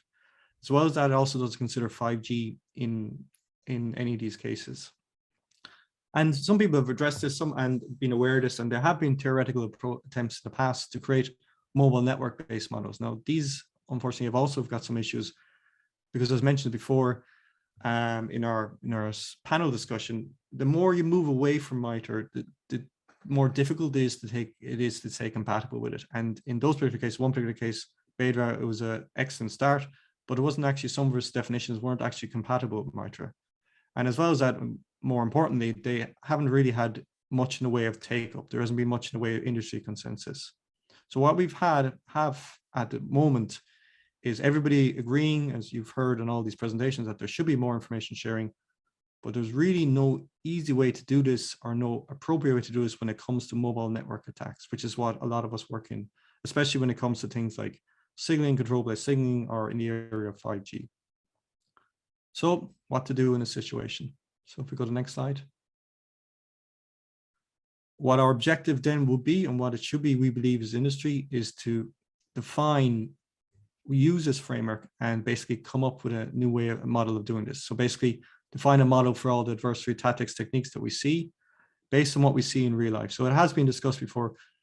One of the possibly faults, but also one of the areas is that in the mobile network security world, a lot of information is shared, but a lot of it sometimes isn't shared public. And this is due to some well-known reasons. Some of it is sensitive, but also because it is a relatively closed community. And as a result of this, then some of this information isn't actually out there. Some of these real life attacks aren't actually out there, but we have it. Us in the industry, we have this knowledge. And if we build this system or we allow sharing information, then this is something that can be used by SIEM systems, C-level summaries and so on. But any attacks, any descriptions that we build has to take into account what do operators deal with today. So it's got to take into account all the signaling protocols I talked about, telecommunication protocols, There's already been a huge amount of work in the past, obviously on IT type protocols, but for us, what we're talking about, the attacks that we see, is really this vast ocean of telecom protocols, which we need to consider. Especially, we also need to consider that any system we come up with is future-proof. We've talked about how previous speakers that 5G is going to eat the world. Well, if 5G is going to eat the world, we need to make sure that we have systems to share information on the threats that will eat that world. And the 5G is not exactly a straightforward it's not a straightforward replacement of 3G, 4G. It has concepts like slicing. It reuses a whole different bunch of other protocols, but it's also built on top of 2G and 3G and 4G. So it's a really, really complex type system. And then most importantly, it's got to be compatible with the attack ecosystem and supported by the industry. There's no point of us coming up with any system which is just like a theoretical exercise. Previous speaker, Michael, talked about, coming up with methods which then aren't actually used, which don't have, the 4 techniques, trust, money, time, and attention. So those really all add up to, they needs to be supported by industry and kept up to date. So if we go to the next slide. So what we're proposing, as you probably see where we're going with this, is a method of extending the MITRE attack for mobile network operators. There is, I said already, a series of matrices. Mobile matrix, as I mentioned, is very device, handset, phone centric, but it does have some good areas in what's called the network effects tactics. Looking at some of the other matrices, there's other parts we can take from those. I mean, the enterprise matrix, it has many different types of telecom attacks, but it's missing protocols. And the attacker behaviors we need to consider the attackers is different in telecom networks and enterprises. Telecom networks, the attackers are actually within the networks, unlike possibly enterprises where they're coming from outside. In many cases, like for example, in surveillance networks, we could see that they've got access via telecom networks. So it's not since you cannot deal with every situation, every problem is saying they're authenticated or not, is that these attackers are actually within the networks. And then, as mentioned, there was other previous attempts, one called Bedra. This is, again, an excellent start, but it is quite high level, and some of the attacks are different than what's described. And then finally, there is, of course, another matrix as well in MITRE attack called ICS, but this is also something to look at, but it's not really suitable for telecom protocols and 5G. So what we would propose to do is essentially to extend the attack mobile matrix by adding in a third matrix, as well as iOS and Android. And then we would take parts from the existing matrix which is in there and then use different types of subtechniques which we can see around the place in the different matrices. And the whole purpose of this then is that any system that we come up with then is compatible with what's out there, or at least the concepts and ideas behind it are compatible to what's present. So we're able to reuse it. And so that other people from outside our telecom security industry, they can basically look at this and say, okay, this kind of makes sense. This is something we could use. So if we go to the next slide. So the details of how this could work is we could have a new matrix, like I said, under mobile. This will be based on realistic attacks and adversary behaviors, which we and other in the industry and mobile operators have seen in real life. We can use tactics from mobile, and we reuse them in really the following order. First, you take what's best from the mobile matrix, then you take ones from maybe from the enterprise for IT and 5G, especially some of the techniques in the enterprise are really applicable for some of the specific attacks we could see in 5G. And then we could take another ideas and matrices that we could take from what's called the beta framework. But there will be a lot of new subtechniques we'll have to add, and these will all be based on real attacks. So as part of that, we've actually studied many of these attacks and mapped them out. But I'll say to you, the industry, and for you, the target audience for this is that we will need more operator industry input on different types of attacks, because there's little point for us to come up with a standard for adaptive mobile or for anybody else to come up with a standard for themselves. This is a standard that we need for all of us to share this type of information, because unless we do that, there's going to be a situation like we have before where we're constantly talking about different types of attacks, but we don't have a common language in which to share them. So go to the next slide. So this is what we've done. I'll talk about our contributions and how others can get involved in a moment, but so far I must warn you as well, this is a complicated piece of work, and it's not made easier by the fact is that the knowledge of attacks, which is what the core driver of building these techniques, is in a much smaller group of people than the equivalent types of attacks in the IT world is. So this is something which we've been working on. Looks somewhat like a periodic table, but this is basically what's called the matrix, or this is how the viewpoint of it. And we'd all have all the different techniques on top, and then you'd have different types of ways, which are the bottom, the columns going downwards, all the different types of techniques within this. So the top line, apologies, will actually be the tactics, and then the lines going downwards be the techniques. And so by capturing all of these, then attackers would be able to classify and categorize as part of what they're actually doing from a telecom perspective. And actually then when people analyze this information, they could use this information then to build up ways to actually stop any types of attacks and block them. So if you go to the next slide. So I just want to let everybody know where we are with this framework. We have done within Adaptive, especially my colleague, Dr. Silke Holtman, done a huge amount of research in this to come up with these initial frameworks, tactics, and techniques. And we have some, including some people on this conversation, we have some operator support as well, and other stakeholders as well, support for the need for the system. So we have discussed this as well. I'm sure some of the MITRE people on the line might be aware of this, that, you know, the proposed framework in progress. And the output of that is that because where MITRE work from is that they really work from information of these attacks being made public. One massive sticking point is for them working on it is that they don't really have this information. The best people who have these information attacks are those of us in the actual mobile industry ourselves. So those of us both in the mobile security vendor community and also the mobile operators themselves. So probably the best way to continue this for now is outside of MITRE and to come up with a framework within the industry. So where to do that? So we've already discussed this within the GSM Association.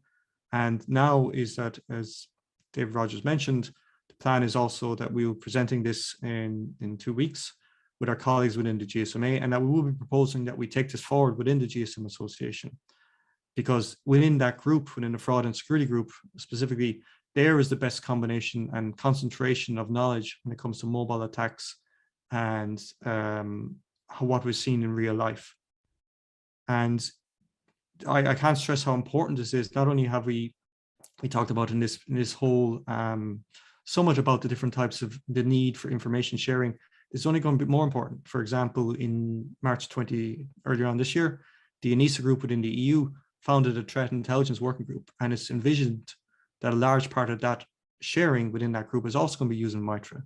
And the EU have also recognized as well that telecoms, as they clearly are, a part of critical piece of national infrastructure. So we need to be able to communicate the threats that occur within our industry, in all parts of our industry. So I would say to you who are maybe interested in getting involved, if you want to support this initiative, join us in the GSMA. Like I said earlier, we're not doing this because this is necessarily going to benefit Adaptive Mobile. Specifically, we're doing this because we need this form of information sharing in our group, because it's very difficult for threats and different types of attacks to be communicated intelligently throughout an organization without assuming that they know everything. We need a language to be able to support this. We need a language to be able to underframe these types of attacks and actually understand what's going on. So I'm not sure how I'm doing time, so I'll basically finish up. Like I said, if you're willing, if you want to support this, please, if you're members of the GSM Association, we will speak to you in the next fraud and security group. And yeah, final reference to Squid Game. It's a green light, so now you can unfreeze and ask questions. And that is it, Patrick. Fantastic, Cathal. Thanks so much. Well, you won't have been aware because you've been focusing on your talk. I won't use the word lit up because it would be a bit grandiose. However, we have had a great deal of activity on the Q&A function and on the chat function with a lot of people expressing a lot of enthusiasm for this, asking can they get copies of the slides? Can you come forward? I think there's somebody from MITRE saying that they want to talk to you. So we've had a really tremendous response to your talk there, which is obviously terrific. Yeah. I suppose just to put a couple of questions to you, it seems to me that potentially the fundamental issue in terms of the relative slowness with which this has been developing over the last couple of years is that the biggest attacks, the most painful cyber attacks, have been on office IT. So that's where all the money's going. That's where organizations want the spending to go. And therefore, so long as attacks that arise from via the telecom network, so long as they are somewhat secondary in the mind share of business organizations and their CISO teams, this is going to be a bit of an uphill struggle. Is the logic there right, or not necessarily? Yeah, I mean, yes, I'll take it 2 points. In the IT world, I won't say they're standing on the shoulders of giants, but there's been so much work and there's been so much research that's been done over time. It's a very well understood area. It's like its whole huge amount of work which has been done over the last 20 years in the whole IT security area. And when it comes to telecom security, you can see it's not something which is normally considered by people. It's something which is sort of, by people, I mean people who don't work directly in that area. And it's always something seen as somewhat exotic and esoteric and is over the side. But when you consider it, more people use the mobile network than use the internet. It's like this huge, considered this huge iceberg of potential threats, which most people wouldn't be aware from the surface. So, and also, I think we need a language like this, because not least for those of us working in telecom security, we need to show to others within the cybersecurity industry that we exist, to be perfectly honest. Right. And how people work in the cybersecurity industry, they have their own framework, they work with MITRE, they know things. If we can't even express the threats that we see in a language that they are aware of, how are they meant to consider it and pay money for security solutions? Totally. So we need to show that. Last question I'm going to put to you. I mean, you've had a lot of positive reaction, and there's an audience here that hasn't expressed anything in particular, but has heard your message. Is this the first time you have socialized this with a large industry group?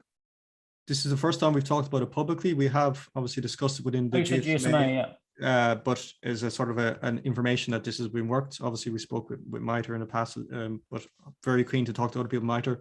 So this is the first time we've spoken publicly, but I would emphasize this is not an adaptive mobile initiative. This is something we want the industry to take forward. So this is something we'll socialize again in the next FA Fraud and Security Group, and I hope in that meeting it will become a GSMA initiative, to be honest.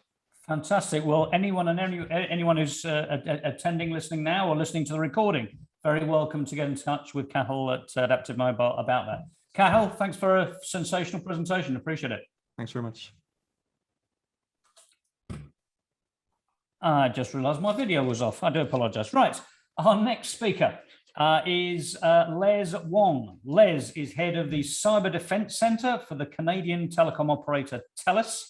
Les is going to talk. He actually, rather similarly to Cathal, he has an agenda. He is going to be proposing a way for normalizing regional measurements of cyber threat activity across North America, South America, Europe, Asia, etc. Really excited to hear what Les has to say. Les, the floor is yours. Perfect. Okay. Thank you, Patrick, for inviting me to join such a distinguished panel and for the opportunity to address all of you today. We can go ahead to the next slide here. So our theme today is telco threat intelligence sharing, and my talk is going to be about how I think we can share measures of cyber threats to help prioritize our own investment plans, help industry regulators focus on the right problems, and better justify law enforcement disruptions and interdictions against threat actors, either regionally or globally. I thought I'd start with some background on myself and how I came to the question I'll be talking about today. I have a background in cybersecurity, including almost 15 years at the Canadian counterpart of the Cryptologic Institution, which Kieran led. So in Canada, that's the Communication Security Establishment. I also worked at the Privy Council Office of Canada, where I got to see the tools of public administration in action on a variety of economic, political, and security issues. And I helped advise our cabinets and ministers on program and policy decisions. I then went and studied public administration after that because I was interested in the machinery and tools of government, but also because I wanted to understand why cybersecurity was in such dire straits. I wanted to understand why the regulatory and policing and defense capabilities of governments worldwide were sometimes inefficient or insufficient to encourage positive, safe behaviors on the internet and to lead specific targeted interventions that could systematically deter and disrupt cyber threat actors in a way to improve the overall cybersecurity ecosystem. So a parallel I came upon back then was that of public health, and it's unfortunately become a lot more relevant over the last couple of years with the pandemic. I think telcos have a unique position from which we can measure different classes of cyber health problems across the internet, much in the same way public health authorities are currently measuring different classes of health indicators across different populations and population segments. So today, I'd like to talk a bit about how we do some of these cybersecurity health measurements at TELUS, talk a bit about the role that telcos can play and how they could potentially work together on more broadly measuring cyber health across the internet. Next page, please. So what's the parallel between public health measures in the real world and on the internet? Well, in both cases, we try to monitor local and global conditions to figure out where problems exist and where interventions need to be made. You have to do an apples to apples comparison of key measures to figure out if a problem's getting better or worse. If it's getting worse, you want to do something and then keep measuring to see if that thing is fixing the problem. This approach lets you concentrate your resources where they will be most effective. So for example, if we knew there was a problem with scurvy, we could measure for vitamin deficiencies in a population. If we saw them going down, we could evaluate the effectiveness of different countermeasures, like giving away vitamins or fruit or putting vitamins in the water or something like that. We'd keep measuring all the while to see if the problem is getting better or worse. So similarly in cybersecurity, I think it's possible to measure the incidence of groups of related security problems to figure out whether they're getting better or worse over a given time period. We can use these measurements to figure out if existing controls are working, if new ones are needed, or if some other solution to a problem is needed. And I think we could pool similar measurements from multiple organizations to get a broader perspective on these problems, and particularly where coordinated action from governments may be needed, we could highlight that. So that's going to be the focus of my talk today. And what I'm going to talk about is I think telcos are uniquely positioned to have a perspective that nobody else has and to be able to generate some of these measurements consistently. Next slide, please. Okay, so why do I think this is important? At the enterprise level, it is of course important to understand the ROI that investments in cybersecurity controls and capabilities can bring. And this is because there are always likely to be budget constraints. So managing them requires you to have an up-to-date sense of both the threats and benefits expected of new security capabilities. So KPIs and measurements are critical to roadmaps and investment plans. This shouldn't be, much of a surprise or a new thought. But a very important reason for measurements is that they can help justify the case for public or government action. So earlier this year, Canadian regulators began a series of hearings into potential schemes that could require Canadian telcos to block malicious botnet traffics. It's understandable that this was motivated by a desire to help, given the severity of the problems that botnets can pose. But we felt the true problem was the proliferation of poorly secured internet connected devices at price points which don't support security best practices. So if you're consumed with a problem of Mirai or something like that, you actually have to look at the ecosystem and the other actors in the ecosystem and really think about the proliferation of devices which ship with default passwords or out-of-date open source packages, which really lie at the root cause of this problem. But the problem we had was that we lacked rich sources of data to prove this hypothesis and to steer regulators to this area where we thought the real problem was. And we found we had only limited provider-specific data on what carriers were doing to already block botnet traffic. So we lacked the apples-to-apples measurements to talk more intelligently about the problem. More broadly, I think what could happen is that without compatible measures, without these apples-to-apples measurements of cybersecurity problems regionally and globally, we might find ourselves the focus of regulatory efforts. Telecommunications carriers and telcos were used to being regulated. There's a long history of it. But this historical relationship can, I think, be a bit of a crutch and an impediment to motivation of action or targeted interventions against other actors in the cybersecurity ecosystem. So we need more data to illuminate this situation. Ultimately, if we want government departments and agencies to focus on what we think are the right problems and not the wrong ones, we're best served making that argument based on quantifiable and regionally relevant data. So that's enough talk about the problem. I'd like to move on and show you how we do some of these measurements of the cybersecurity ecosystem here at TELUS. And then I'll close with some ideas on what I think we could achieve by working together. Next slide, please. You can actually probably skip 2.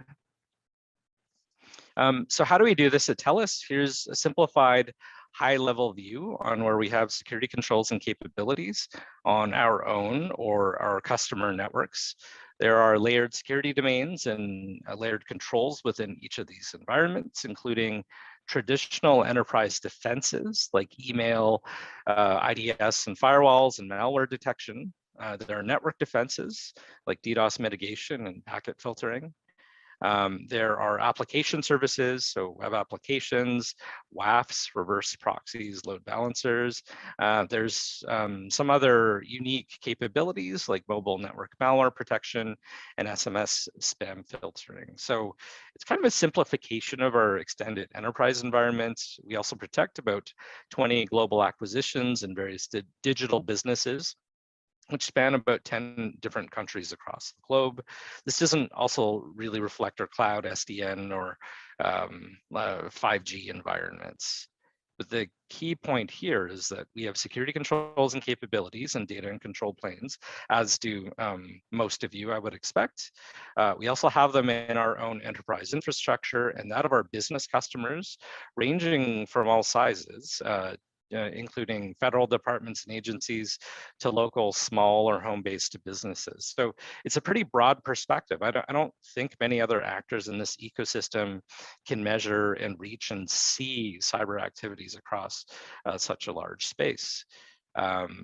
And so it's a really broad perspective that even other large enterprise organizations may not have. And it's a great vantage point from which to sample public health measures in Canada's cybersecurity ecosystem. So let me get into what that looks like in a little bit more detail. I'll just note, I think I attached more graphs than I really have time for.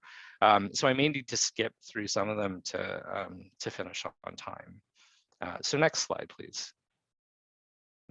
Here are a couple of views from our volumetric DDoS protection appliances, as well as our core packet filters.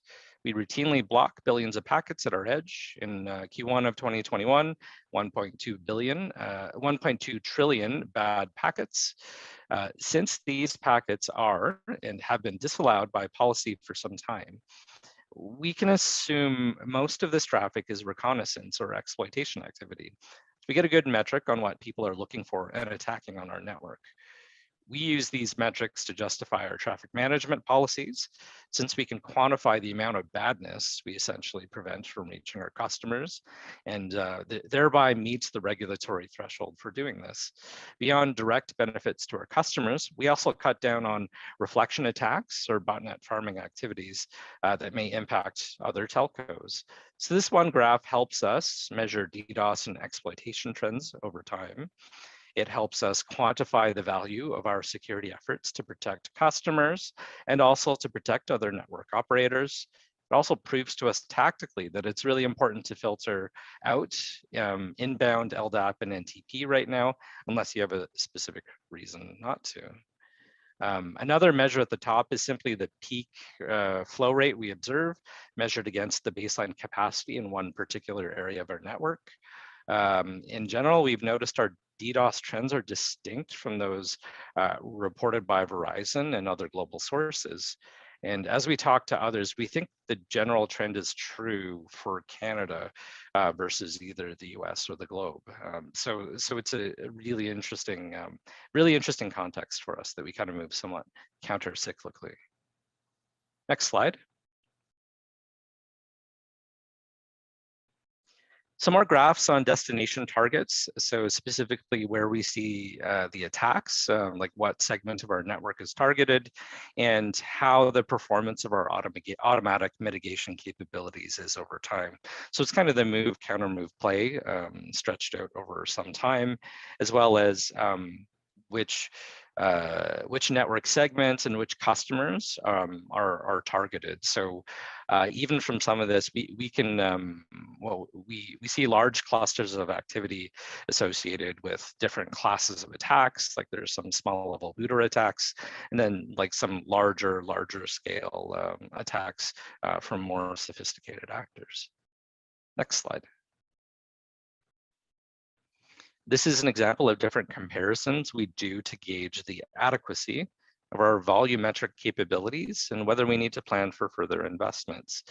So we compare ourselves to the rest of the world. We compare this quarter to prior quarters, and this can tip off further investigations. Our DDoS trends are generally distinct from the US, as I mentioned before. Shout out to the Verizon DBIR report.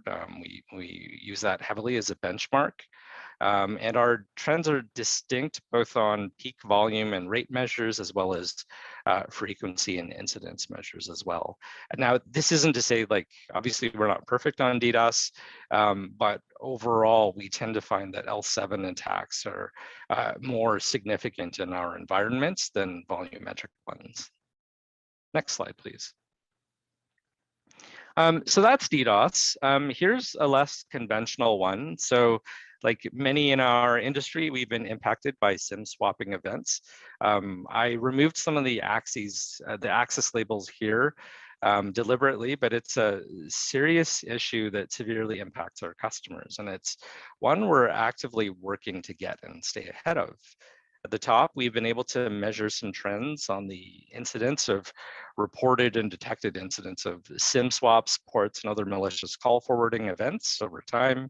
This graph shows how a specific countermeasure was able to largely mitigate one particular class of TTPs. A threat actor was relying on one particular, during a series of activities. So I don't know if we can ever completely eliminate fraud and SIM swapping, but this kind of longitudinal, longer-term study is really helping us to track the problem and keep a strategic focus on the forest rather than the trees. Next slide, please. This one is kind of fun. Last year, we started to do some trend analysis on SMS spam data, both automatically detected and customer reported, and to dig into the problem of SMS phishing, or smishing if you like. Then the pandemic hit, and anticipating that COVID benefits schemes here in Canada would quickly become the target of fraudsters, we set up some analytics to try and profile these events by intent over time and to try to quantify that. So given the seriousness of the issue, we were ready to take some more proactive action, either alone or working with our industry or government partners, depending on how serious the problem turned out to be. This kind of analysis gave us some confidence that while SMS COVID schemes were sort of the flavor of the day, we didn't necessarily see enough of a spike over time to make it a top priority or to warrant critical action. So our analysis showed us here that we didn't necessarily have a problem and didn't need to, launch urgent action, which I think sometimes can be as equally valuable as the inverse. It's, nice to know that there's a blinking hot problem and something you need to take critical action on, but it's also equally valuable to do some measurements and situate a problem and realize it's not. It might be less important than other priorities you have at a given time. Next slide. So here are some further breakdowns by smishing theme and cover story. So it's not the target here per se, it's really more the theme or the pretext used behind the phishing. Far and away what we noticed was like fake delivery notifications, parcel delivery notices. These were far and away very, very popular. And then like, taxation or banking schemes then were sort of a second, I think, in terms of how often we saw them. Next slide. Like many others, we also saw a widespread incidence of credential stuffing. This graph shows the originating source by country and also incrementally shows the effect of various security adjustments over time. So this was critical to demonstrating the value of the countermeasures we put in place, but also the general futility of geographic source blocking. And in this particular case, geo-blocking is something we sometimes do as a last measure or as an interim measure, but sometimes it's somewhat problematic. It is unfortunately fairly easy to sidestep, but it's a common question that gets asked. So it's always helpful to have some data to really quantify like when it is and isn't going to be a useful countermeasure. So we still continue to measure this over time. One trend that is generally consistent and which sometimes surprises people is that the majority of malicious activities that hit us originate from the US. It's number one, which I don't really think is a large surprise given the size and scope of infrastructure and cloud and VPS infrastructure that lives in the US. But it is a useful data point whenever people talk about border controls on the internet or great firewalls or that kind of a thing. Next slide, please. We also measure the incidence of mobile malware on smartphones or connected devices on our network. For the most part, the problem seems manageable. I know the problem is getting worse, and we had a great presentation just previously on SS7 and other signaling level attacks. I also know that malicious apps getting into the app stores is a larger problem, but for the most part, much of the activities, which admittedly is reliance on mobile IOCs, mobile malware IOCs that we're able to source, but most of what we are seeing seems attributable to tethered PCs, cracked apps, and third-party app stores. So we'll continue to watch this space, but this data for now supports a position that at least in the current state, the most serious problems remain relatively low volume. Next slide. I thought this might be interesting to the crowd. It's a little bit of a security threat with different solutions. We realized about a year ago that there was some value in integrating physical threats into our broader ecosystem measurements. Cable cuts are sometimes accidental, sometimes not accidental. And we wanted to start measuring them as kind of a holistic part of the cybersecurity ecosystem. So I also think this is true. Like you have a lot of conspiracies surrounding cell towers and 5G and that kind of thing. And sometimes there are related acts of vandalism, and these can be equally impactful as sort of a pure cyber threat. So we factor them into the overall our overall cybersecurity ecosystem measurements. And next slide. This should be somewhat familiar to many of you. So we've just begun automating some of our EDR detection capabilities. in an enterprise context. So the Sankey diagram illustrates root causes for EDR alerts that were manually triaged coming out of automated triage. It's early days, but we'll use this kind of trending to guide policy improvements, user awareness training, and SOAR playbook improvements. Next slide. And finally, phishing. This is one of the longest standing measures in our reports. We use click rates to compare ourselves to global averages and historical trends. It's a good baseline as to when we need to improve user awareness training or improve the efficiency of our mail filters. A couple of years ago, we began measuring service center recalls as well. This is going to become less useful over time, this particular measure, as EDR solutions increasingly prevents malware from executing on hosts. But if you were to take a longer term view of this, like the click rates and the successful deliveries do kind of wax and wane over time. And we do see lots of counter moves from quarter to quarter and year on year. So for example, last autumn, as a result of the global ransomware surge, we saw a real spike in password protected zips. And the attackers were also sending spear phishing campaigns in smaller batches. So while we saw overall spam volumes, drop, we saw click rates actually spike a little as a result of improved targeting, like that smaller targeting, which is able to bypass our mail filtering solutions. So it's funny, we've had this here for a while and it waxes and wanes, and it's something we continually need to stay dialed into as spear phishers and spammers adjust their techniques. Okay, that's a bunch of graphs. Let's go to the next slide here. If you don't mind, I'm going to have to ask you to take another minute or so and wind up, if you wouldn't mind. Oh, sure, yeah. I was just coming to the end there, Patrick. Okay. So I simply want to propose this. In addition to IOCs to help detect threats, we ought to think about sharing the kinds of metrics I've just presented between telcos.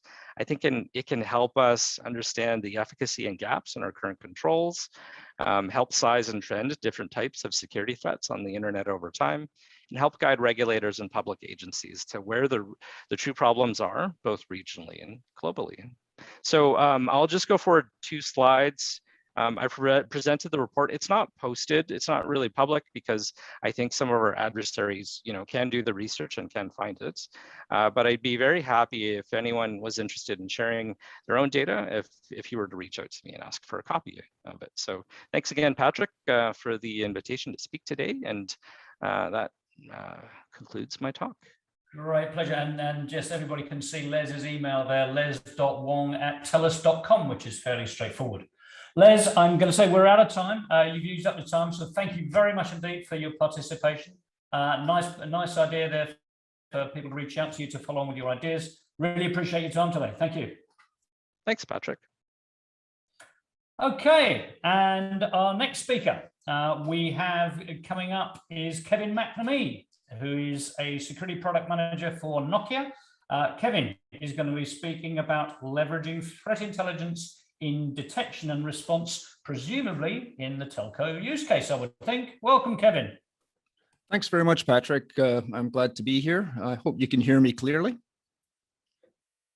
Okay, so what I'm going to be talking about for the next 20 minutes basically is how we can use threat intelligence in detection and response, as the lead slide says there, but also discuss a little bit about how threat intelligence can be used to create new threat intelligence. I mean, you should get something out of it. It's sort of like interest on the investment, as it were. And I'm going to use an example of what I've been working on for the past quite some time. Is the ability to sort of do endpoint malware detection, network-based type of detection, and the threat intelligence we have to put into that to make it work, and what threat intelligence we get out of it to be able to take reasonable actions, and in many cases automated actions to solve the problems. So we'll go to the next slide. So this is basically just a summary of what we do. The system's deployed in carrier networks, and this purpose is to detect malware infections in endpoint devices. And we do that by monitoring the traffic and basically looking for malware activity in the traffic, be it the command and control traffic, be it the attacks, be it the reconnaissance. So you notice down at the bottom, we've got the bottom left of the diagram. You see there's the threat intelligence lab. That's a lab that I work with. And that lab is responsible for creating the threat intelligence that drives this system. And it's done in terms of what the main output of that lab is snort detection rules that are used to detect the malware activity. When we detect activity in the network, we also get output from the system. And that system is used to drive actions, and these actions can be directed to firewalls to block known activity. It can be directed to the security operations center for the carrier, and also it can be directed into sort of extended detection and response systems. So that's basically what I'm going to be talking about. Next slide. So threat intelligence creates threat intelligence, or it should be used to create additional threat intelligence. So for this system we're talking about here, the input is what's used in the detection process. So we basically have two types of threat intel that we use. One is a set of snort detection rules. They detect the command and control, they detect exploits, reconnaissance, and DDoS behavior. We also have got, for the IoT world, we've got IoT device profiles. So for specific IoT devices, we know generally what they're going to do. They have a very limited suite of network activity that they go through. So when they start doing something different from that, like if an IoT device starts surfing the internet or starts, trying to launch attacks against other devices, that's outside that profile, and then that's definitely an anomaly. Now, from this, we then go through, we put this in the system, we regularly update these sensors, and from that we learn, the output is it gives us a list of all the devices that are impacted by malware. These are endpoint devices, so they could be mobile phones, they could be laptops, they could anything that's IoT devices, anything out there in the mobile network. We learn that there's a malware issue and this device is not working properly. This can then be used subdivided. It could give us a list of botnet members. So if you've got a question, for example, in my network, who belongs to this particular IoT botnet, you can learn that. You get a list of those because we've detected that activity. A list of attackers. Who is attacking my network? This is threat intel that you can then use to block that in your firewall, block it at the edge. And then, of course, we can get the command and control, IP addresses, URLs that are used in this activity. So you get a lot of valuable information out based on the threat intelligence that you put in. Next slide. So this is how we create the threat intelligence. We put together, when we first get into this business, we discovered that there's a lot of existing detection rules out there from a variety of sources, but it didn't give us the coverage we needed for the mobile network. So that's why we created the Threat Intelligence Lab at Nokia. And it's designed to create detection rules for this network-based malware detection system.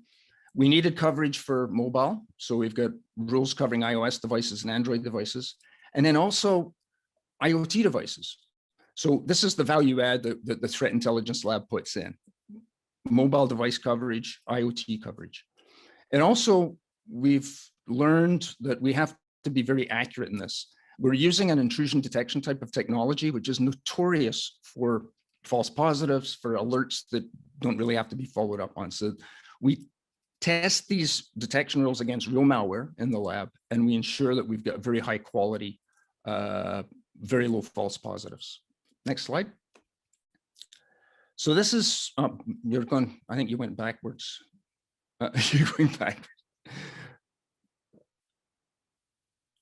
There we go. So this is basically how we operate.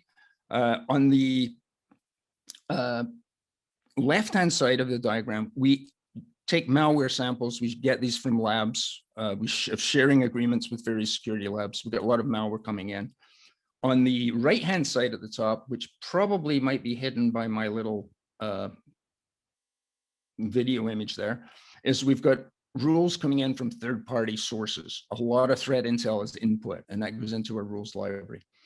The main goal of this is to do a sort of a triage operation on the malware coming in, select malware for running in a sandbox environment, and collecting the actual traffic from that malware that we can then use to generate the rules. Next slide. So just to summarize that, we collect the malware, we identify what the malware is to determine if we've got coverage, okay?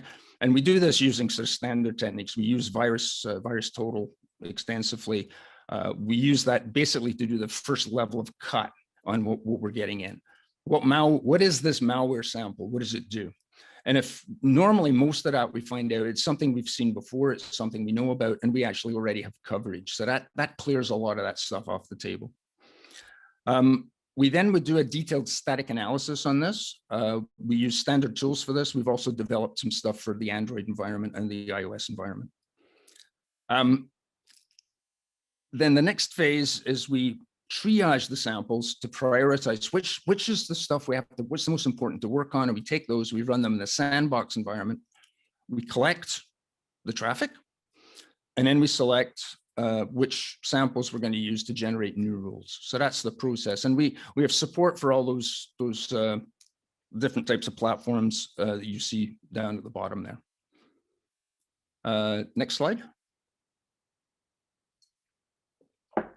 We're also involved with in terms of a little bit more on the research side, specifically AI and ML research with our folks at Bell Labs. We've been done a lot of stuff in the area of IoT detection. And other activity, we create an annual, we're creating IoT profiles for devices. We create annual threat intelligence reports, and we also, have various malware analysis and webinars on our internet site. So that summarizes what we do in the threat lab. Next slide. This is an example of the threat report we put out back last year. You can see there over on the left-hand side, monthly mobile malware rates sampled around the places where we're deployed. About 0.23% of mobile devices have some sort of malware issue per month type thing. We also work in residential networks, and we did notice during the COVID, the initial stages of COVID, we noticed a residential malware peak at about 3.5%. So we can collect this type of information and make it available in our threat report. There's a link there at the bottom that you can go if you want to pick up a copy of this. We will be having our latest report coming out early in November, and that'll cover so to date in 2021. Next slide, please. Okay, so I'd like to talk now a little bit about how we would give you some examples of how we use this in actual real networks, and the types of things we're trying to do, and how we can apply that threat intelligence we gather from the network in an automated fashion to help with solve the problem.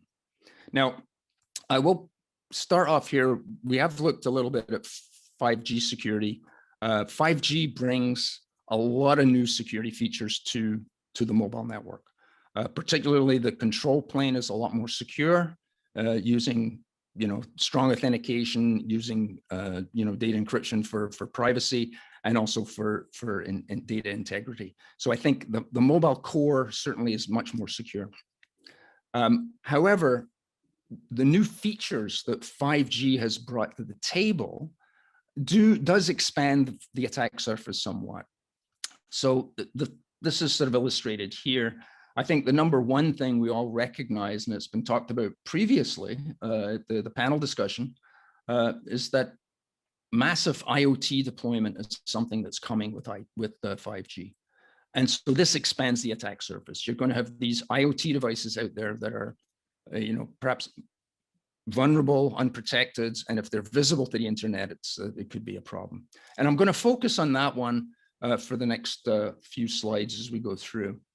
But I will mention here that there's other aspects to security that 5G does expand the attack surface. Multi-access edge computing. We're going to take applications, and we're going to move them out into the edge of the mobile cloud. This is going to be multi-vendor.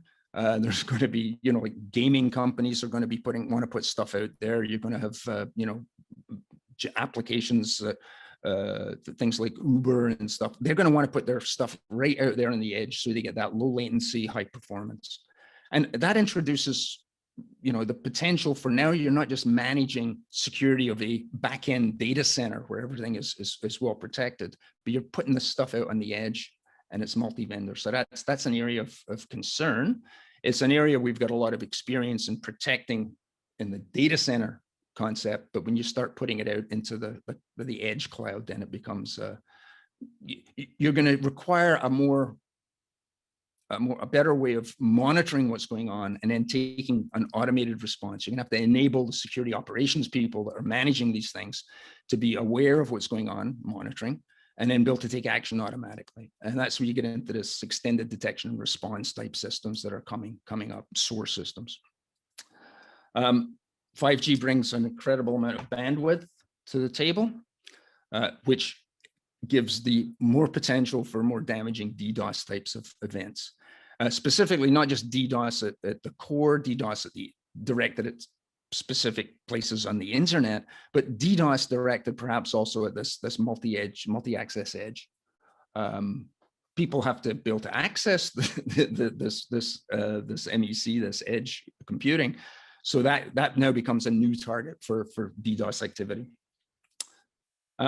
It was also mentioned, I guess, in the panel discussion that 5G is going to bring this sort of IPv6 address space. If you open up the visibility, okay, you're opening up the attack surface. So we have to make sure we put measures in place to protect the visibility that we may inadvertently introduce by converting everything over to IPv6. Slicing is one of the major security features of 5G. I think it provides network segmentation that is perfect for implementing strong security.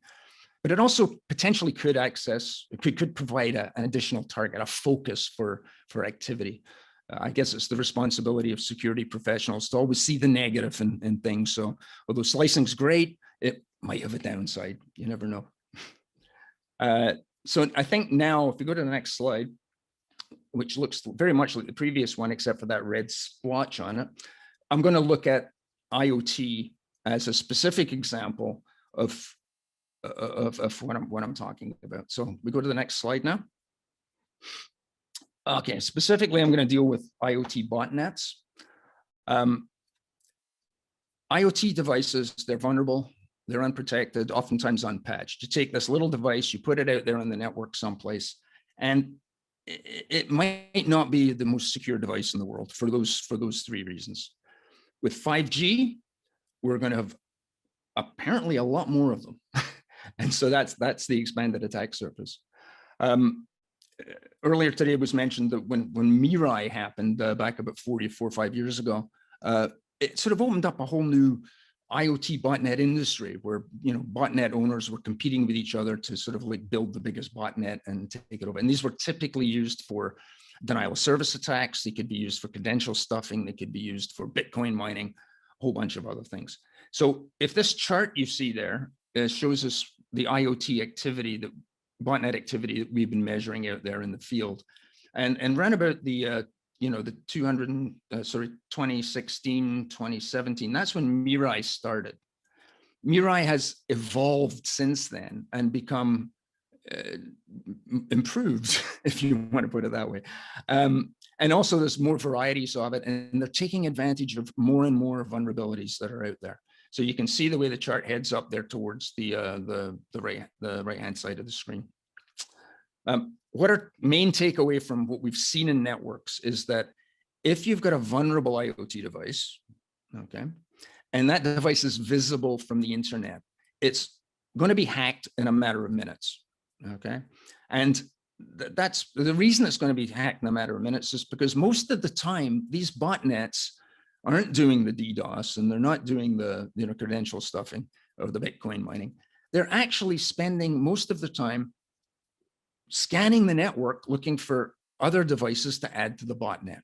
Okay, so in that they're getting better at that as time goes on. So that's what that takeaway is at the bottom of the slide there.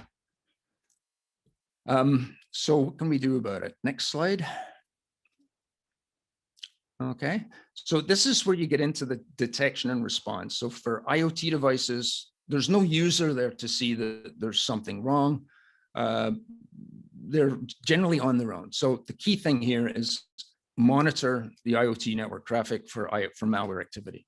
Okay, so that's key. You've got these devices from the service provider network. We can monitor what they're doing. Okay, and we can see if they've been impacted by malware. We can see if they're scanning, looking for other victims to add to the botnet. This is all stuff that's easy to detect. Then we take that's number one. We go to the remediation. Okay, so the remediation, we can notify the IoT device management system that there's been an issue. And what that can do is it can then reset the device, it can reflash the device, it can do whatever it wants. We can notify the network infrastructure that there's an issue with this device. Typically in the mobile, it might be through the PCRF. And what it does is it knows this device has got something that's potentially network damaging, and it can take that device out. It can quarantine it, it can remove it from the network. It can do that automatically, and that's one of the key things, being able to do that in real time. You can also use this to dynamically configure a firewall to block the malware command and control. You can use it to block scanning activity also, but I guess the command and control for these botnets is pretty critical. And finally, you can also inform the person that owns the device. We've discovered that you've got a device out there. It's obviously doing bad things on the network. You know, that's not good. So then the owner can take care of the issue and get the device fixed. Next slide, please. I think that's it. So just to summarize, with threat intelligence can be used to create new threat intelligence, which can then be used to automate the mitigation of these risks. And the automation, I think, with the coming of 5G, with the coming of billions of IoT devices, is the critical thing. It's the ability for the security operations team to discover what's going on and automatically react to it. And I guess I'll wrap it up there. Fantastic, Kevin. Thank you very much. You've got a question coming. It strikes me as a difficult one, but probably not for you. Do you think that virtualization adds to an attack depending on whether it's on premises, cloud, or MEC? Slightly poorly phrased, but okay. I think the question, the virtualization part, I'm not sure. There's various different forms of virtualization. Yeah. So I don't think it's the virtualization that's the issue. I mean, there's certain things that it could be involved in, but I think the more important thing is that we're evolving from networks that are private, access controlled. Nobody can get into them. That's the assumption when you're dealing with traditional mobile networks. With 5G, we're moving to an area where we're moving to the cloud. Some carriers are moving to a public cloud to host a lot of their functions. So that introduces a whole new realm of who's responsible for the security. If I'm deploying my application in a public cloud, is it the cloud operator or is it me that's responsible for the security? And I think we have to resolve that. I think the answer is it's shared. In the mobile edge computing one, where you're actually putting stuff out at the edge of the network, it introduces additional, like there's physical security. These things are going to be out there scattered around the city. So physical security becomes an issue. I think we're pretty good at that because we've already got the RAN out there and we know how to secure it from a physical perspective. But also it's the multi-vendor nature of it. You're going to have multiple application vendors running in these environments, and how are they going to sort of who's responsible for the security? Is it the person that owns the application? Is it the person that owns the infrastructure? Is it the person that owns the network? Tough question, but we're going to have to solve it. Understood. Kevin, that's been a terrific presentation. Thank you very much for your time today. Appreciate it. Thank you, Patrick. Okay, so to our penultimate speaker. Ed Amoroso is currently the Chief Executive Officer of TAG Cyber. In a previous life, Ed was Chief Security Officer of a little telecom operator called AT&T that some of you might have heard of. Ed, the floor is yours. We can't wait to hear what you have to share with us. Well, it's wonderful to see you, Patrick, and thank you for inviting me to speak with your group. Everyone here shows very good taste in being part of this discussion. I follow everything you do and have for many years. So thanks so much for making me part of the discussion. I guess you'd asked that I talk a little bit about threat intelligence, which in the telecom sense is somewhat related, almost synonymous with sharing information. You know, I guess the two are often used interchangeably. Sometimes information sharing seems more like a social or manual thing, where threat intelligence could include automation. But I'd like to talk about both and might go back and forth between the two at times, but I'll try and tie it together. I think that there's three things that have been bugging me for a while. They seem like misconceptions somehow in the way threat intelligence is used in telecommunications and the related concept of information sharing. Let me take you through the three misconceptions. See what you all think. Maybe you guys think differently about these than me. I have my perspective, and I've been known to be wrong at times. So I could be wrong. And then I'm going to share a couple of things that I'm excited about that I think will maybe fix the problems a little bit. But let me start with the first misconception, and that's this idea that we need more threat sharing and more threat intelligence, and just this quantity argument that I see quite a bit, particularly in the United States. When you travel down to Washington, there's this belief that we need more information, we need more threat intelligence, and all these different terms. I can tell you that in a lifetime of telecommunications, it's not the quantity of the data or even just the availability of more data. I would argue that it's two things. It's certainly the quality of the data. Like, data source quality is a gigantic issue because your vendor and your sharing groups and just about everybody that you interact with is more than happy to plug you into their data, their output. Vendors in particular love to do that. But I'd say in addition to that, the ability to process and interpret that data is maybe the biggest issue. So this idea, when you hear someone say, we need more, where they're making some sort of a quantitative argument, I get very nervous because I think that there's probably too much data. And if you talk to most telecom operators, and I know a lot of you live in that world, I hope you'll agree that you're not sitting around saying, gosh, I wish I had more data. That is rarely the case.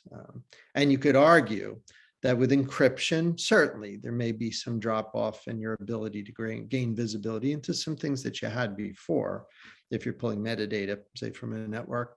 But I think in the context of threat intelligence, there's so many different sources that I doubt that any of you are wanting for more. So that's number one. Second one is a little more serious misconception, and it's definitely something that's held in Washington in the United States. You may have seen it in the Biden executive order some number of months ago. And that's this idea held by many legislators that threat sharing solves everything. That if we just hadn't if this agency gets hacked and they sound the siren, tell everyone, oh my gosh, everybody, batten down the hatches. Here's what happened to us. Go, do all the following, pull the shutters closed and you'll be fine. And there's this, I think, almost sophomoric view that will work.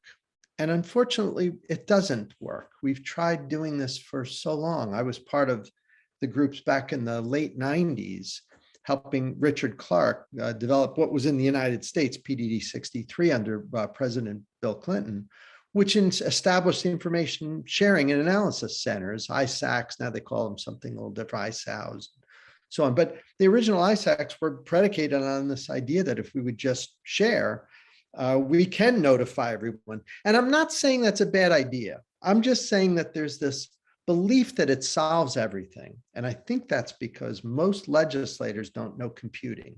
They don't understand telecom, they don't understand cybersecurity, but they do understand sharing. They know what it means to share information because that's what politicians do. So this idea of tipping off others really does resonate with a lot of people who are in a position to make decisions about laws and policy and so on. So again, it's not that it's bad, it's just that there's a misconception that if we would just do it, oh my gosh, you know, we'll solve everything. So that's number two. The third one is maybe more unique to telecommunications. And that's this idea that everyone is always in favor of sharing. Like, why would anybody ever consider, you know, not wanting to share information with other participants in their industry? You know, it's kind of funny. You look at the ISACs that I mentioned earlier when they were established in the 90s. We'd all predicted at the time that they would become these very functional kind of groups that would pass along a lot of useful information, intelligence about vendors, about threat actors, about tips.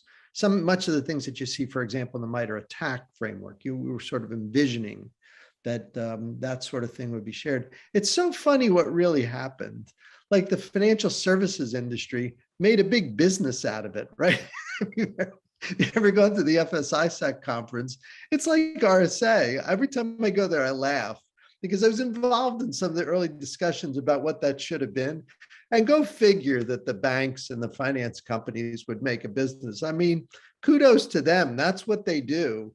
You know, if you meet a bear and it acts like a bear, you shouldn't be surprised. So when you meet a bank and they act like a bank, you shouldn't be surprised. I always laugh when I go to those things. But in telecom, it's a lot different. Let me tell you a story. And I can't really name the companies, but maybe you can take out your magic decoder ring and figure this out. But in 2012, there was these big DDoS attacks. Remember those? And it was funny because, and also terrifying, because the threat actor, presumably some group in Iran, was tipping us off. They would say, we're going to start Tuesday, like around 10 a.m. Eastern in the US, and we're going to work till about dinner time, and then we'll let you go home. Literally, they said, go and coach, you know, little league soccer, whatever. Then we're going to come back Wednesday, do it again, Thursday, and then we give you the weekend off. They said that, and we still had trouble. But here's the reason I bring up the sharing component. There are a number of domestic carriers that sit in a cooperative environment with large customers where the customer runs the BGP protocol, Border Gateway Protocol. And it's like a big switch. You guys, a lot of you in telecom, you know how that works. You can slosh the traffic to carrier A, and then you can slosh the traffic to carrier B. It takes a little bit for it to take hold, but you get the idea. When you're good at it, you learn a little bit about BGP, you move traffic back and forth. So what was happening was carrier A would be doing the DDoS filtering, and maybe it wasn't going so well. So someone back at the customer would go, hey, let's give these other guys a chance. And they'd slosh the traffic over to carrier B. Now, if that's happening back and forth, and there's a perception amongst the buyers that we're almost seeing who's better at this, then what's the motivation for carrier A and B to tip each other off if they notice? Because we're all using the same platform in those days. It was that old Arbor thing, and they still do. NetScout still markets that wonderful thing. And I'm very grateful to them. They helped us quite a bit get through a tough time in 2012. But if you're using the same, A and B using the same platform, let's say A notices, oh my gosh, I see the problem. Here's how we need to configure this. And the traffic is currently over with B. Do you call them and tell them, or do you wait for it to slosh back to you and then you fix it and you say, look how much better? You get the idea. I'm not saying that you wouldn't do it. I'm just saying that when people say there's absolutely no reason why we wouldn't want to always share information and share threat intelligence and share other kinds of intel, that's at least one example where you'd feel that little bit of hesitation and think, you know, maybe I shouldn't do that. So it's kind of funny how that works in telecoms, a little different than banking. So those are three big misconceptions that I see that are usually people who are outside telecom, haven't lived the problems that a lot of you guys live. Now, here are three things that I really like. that I think are good. I think the first one is that automation, like automating a feed and connecting it to a piece of equipment or software system and trusting that the feed is going to do the updating properly, it feels like that works better than in the early days. Let me give you an example. I used to sit on the advisory board over at Blue Coat, remember when they were doing the URL filtering. And I watched that company evolve an industry from one where nobody would trust URL policy updates without checking them. Like you had a reverse proxy around what was going outbound in your enterprise. And when there were updates, like a bunch of websites or URLs that you thought were inappropriate, made some gambling sites or something that you thought should not be, they're not business acceptable, you shut it down. In the early days, you said, I have to review these. You could break my whole business. But that became so tedious that over time, we just said, the heck with it. And we let Blue Code and Zscaler and others just do it. And it would change the proxy config, and certain things that were uncategorized or whatever were unreachable. We got very comfortable with that. We trusted the vendor, we trusted the feed, we trusted the update. And today, I bet not a single one of you worried about that, like in the last couple of months. You just don't. Once in a while, something weird gets miscategorized, but you'd have miscategorized it manually anyway. So that is proof that some number of years ago, we got comfortable with this cadence of someone knowledgeable doing research provides intelligence to a piece of equipment that we run that the business is completely dependent on. This is your connection to the internet. We can configure what you can see or not see, and human beings don't have to be in the loop. Now, I can think of a lot of places where you won't do that.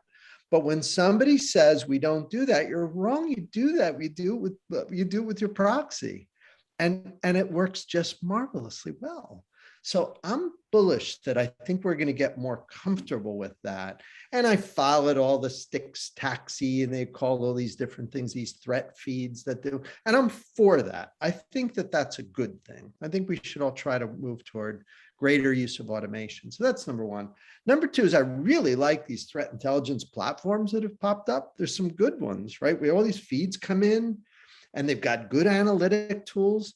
I like when they do less for you, but give you tools that you can configure to tailor to your environment. I like that. A good toolkit, great reporting screens, software development kits that you can use. Those are the best ones. I know a lot of them are more do-it-yourself. You plug it in and they decide how they're going to analyze all your threat feeds and summarize and prioritize. In some environments, I guess that's right. But in telecom, we usually have teams that know how to do that. So, but the point is, I think we call them tips, like threat intelligence platform. And it's funny, the marketing people always hate that. When you say, oh, you're a tip, they get very upset saying that sounds so old fashioned, but I wish they wouldn't do that. I think threat intelligence platform sounds good to me. And I've not seen anybody really at the telecom level do it properly across the whole business. So there's still some distance between practice, state of the practice, state of the art. The third thing that I'm kind of bullish about, I've seen some vendors talking about using artificial intelligence here. Now, the minute you say AI, half the room grimaces and half the room smiles. I get that.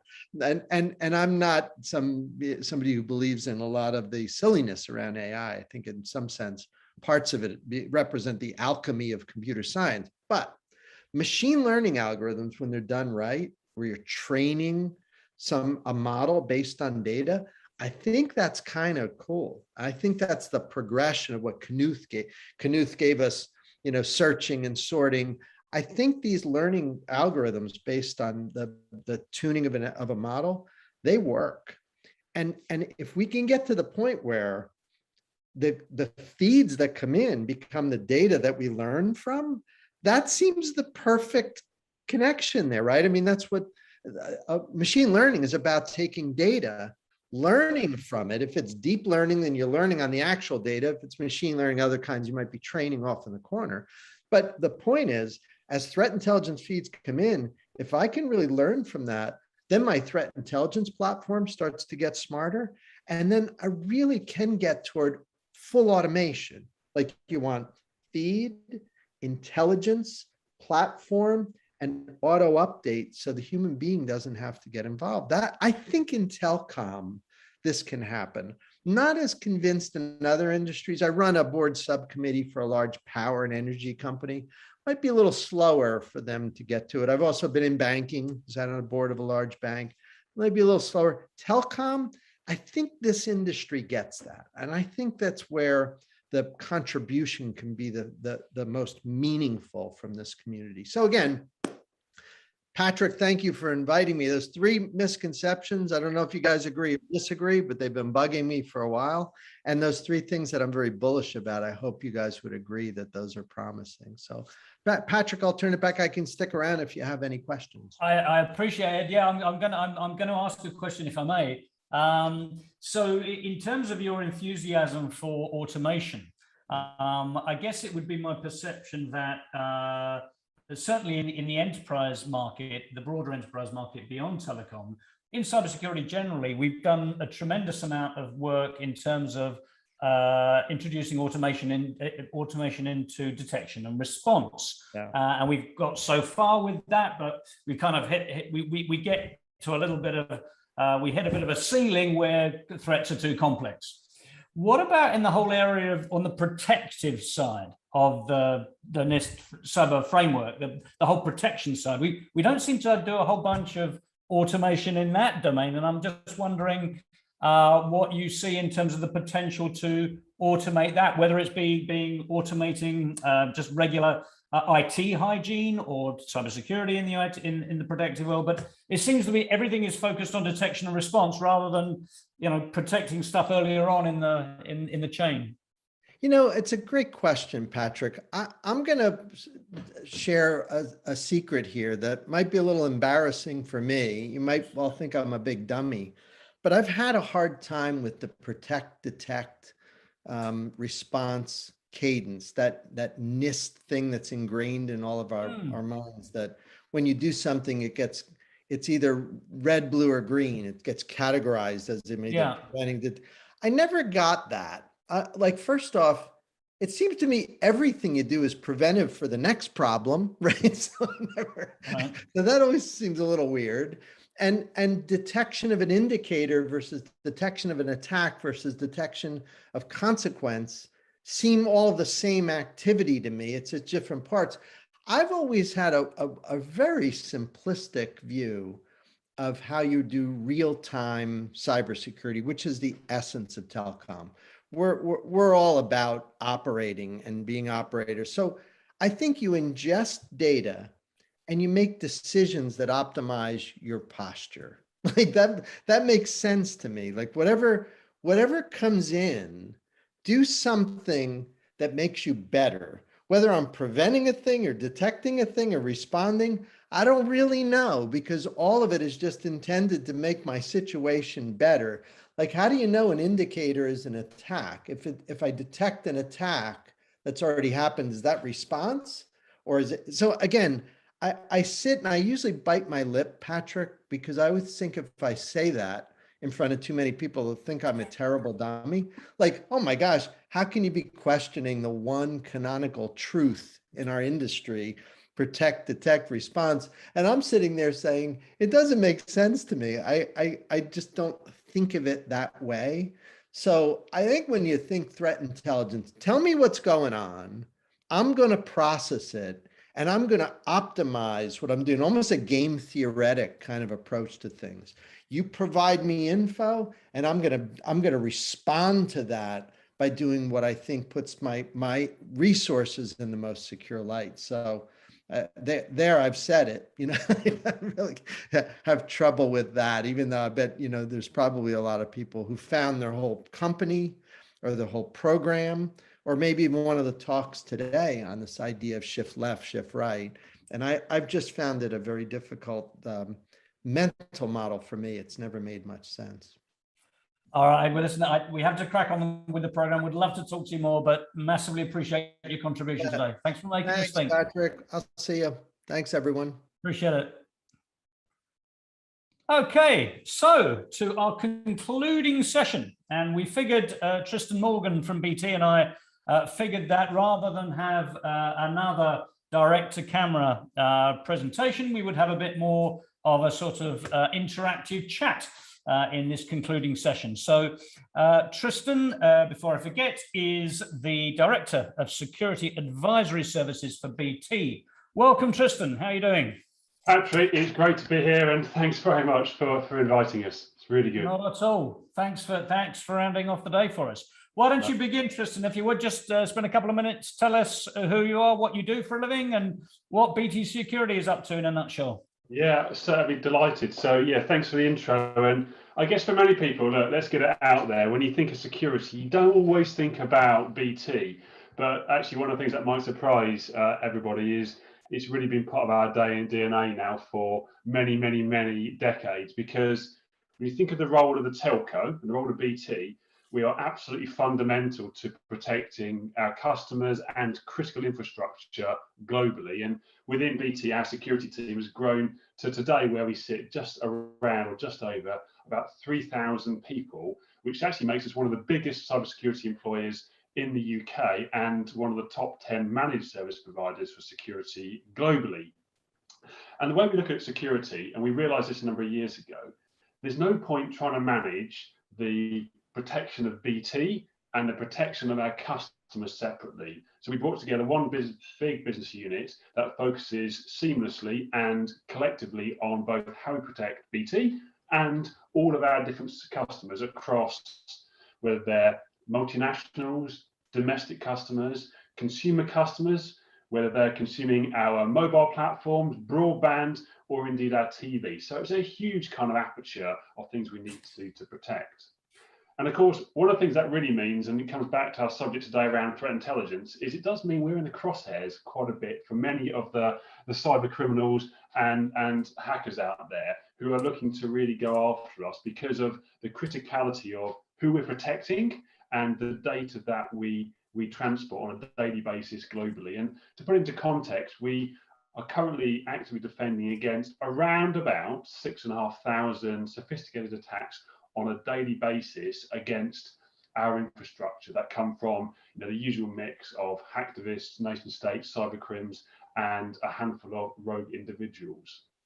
And what this says and what it means, something we realized a while ago, is that threat intelligence is existentially important to us, and we really need to understand not just how we're being attacked, but how we can better protect all of our customers across the different domains that I mentioned a minute ago, multinationals, consumer, and our enterprise organizations. And it's interesting to hear Ed just talking about collaboration. We have subscribed to the model that collaborative relationships back from the very early days with the likes of the UK National Cybersecurity Centre and other global bodies. It's really important to work together to help identify and mitigate these threats, as opposed to working purely in a solo capacity. So the culmination, I guess, of all of this is a platform we launched this week. It's made a big media splash called Eagle Eye. And it was really great to hear what Ed talked about in terms of the three exciting things: automation, information sharing, and AI. And in many ways, that kind of encapsulates the purpose of Eagle Eye, which is to recognize that threat intelligence is one of the most precious commodities we have in security. But it's not just about amassing huge amounts of data, which, let's be honest, is relatively easy and it's relatively cheap to do. But what you need is stuff that you can absolutely assess, you can act upon to drive positive control and change within the business quicker than your adversaries can. And that's one of the fundamentals around what we see around TI and for our platform. So, when you look at these, we've also got to look at how we drive more automation and AI to much improve the customer's speed that they can ingest, analyze, and then act upon these intelligence in a much quicker kind of capacity.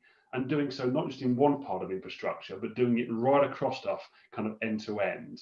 And so, these AI things are not just to handle, I guess, also the threat monitoring, but also to help our customers better understand their estates. And a good example would be shadow IT, and as we call it, non-inventory. How much of that actually exists? Because those are often the weakest links. You can protect the best areas, but unless you know and understand the full landscape, you can really be found wanting and open to attack.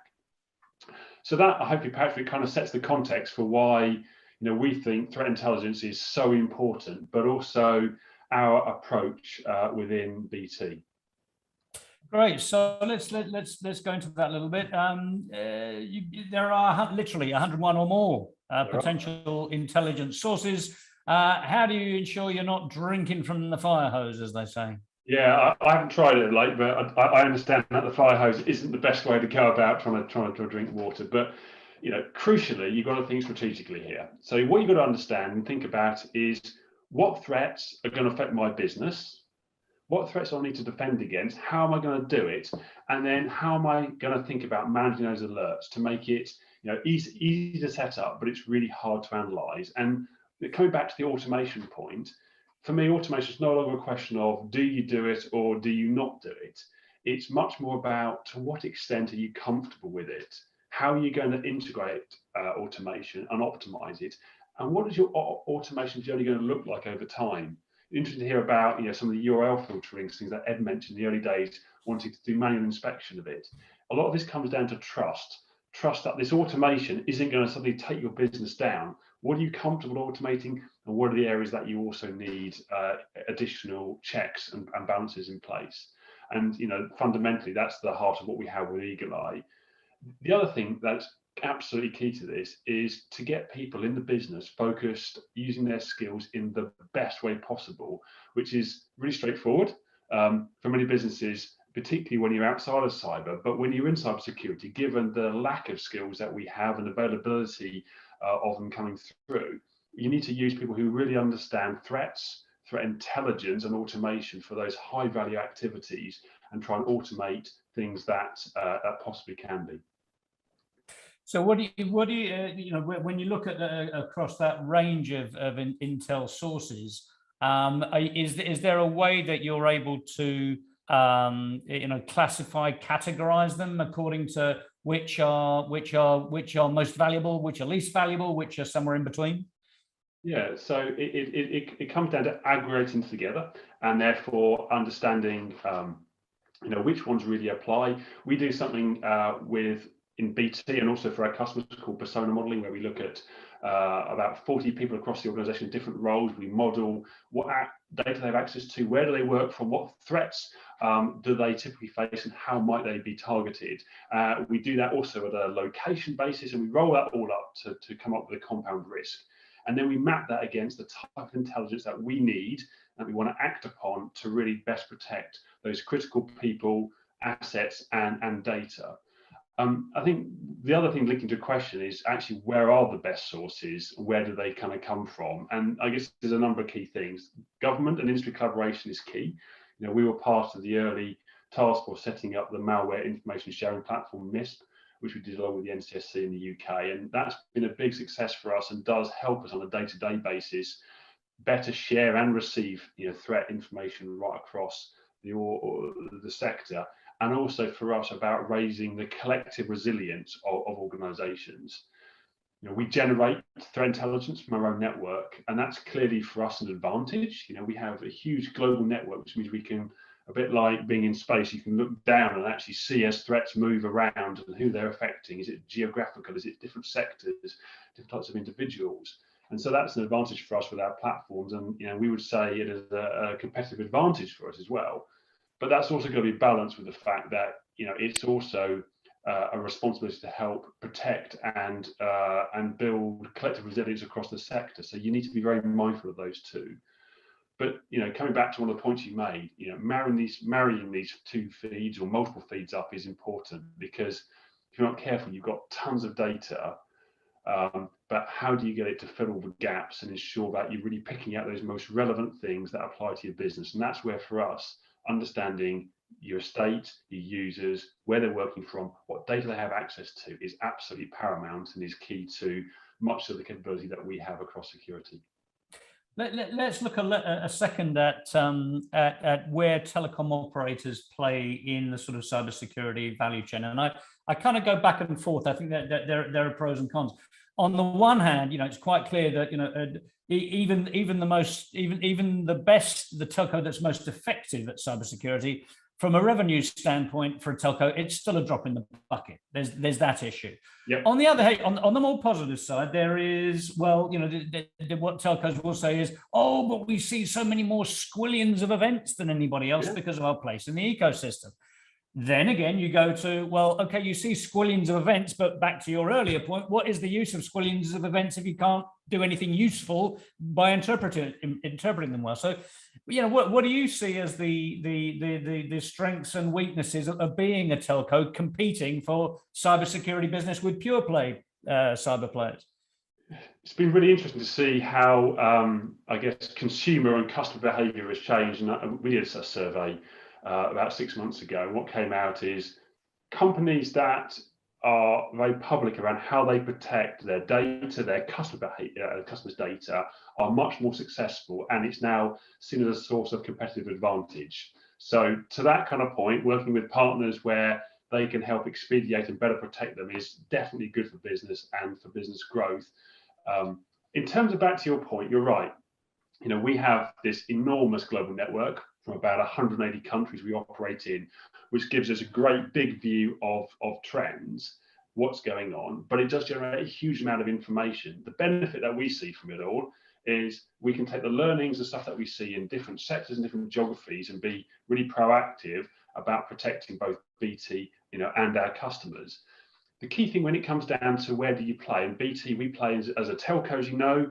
We also, and our security business is the fastest growing part of BT, I think, at the minute, where that over the top and the managed services are. Cybercrime's also the fastest growing segment of IT, but.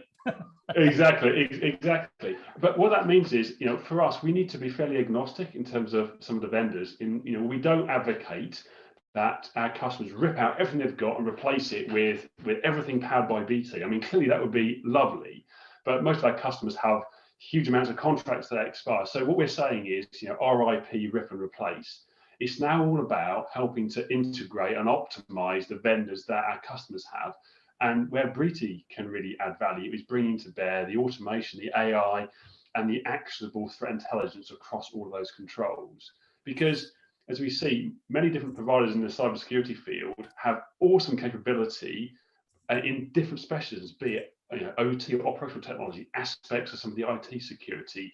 It could be for other kind of sectors. And so we feel we need to work with them. And as an MSSP, as in the over-the-top services, we're in a great place to do that rather than just being tied to particular vendors, or indeed just being and reliant purely on one particular source of threat intelligence. Let's turn now, if I may, to this question of automation. And, you know, being able to automate responses is a function of the confidence in the fidelity of the information that you have at your disposal.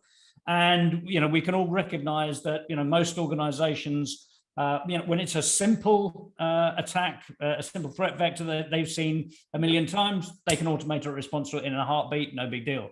The more complicated the attack gets, the more challenging it is to have the confidence in automating a response that you'll get the outcome that you're looking for.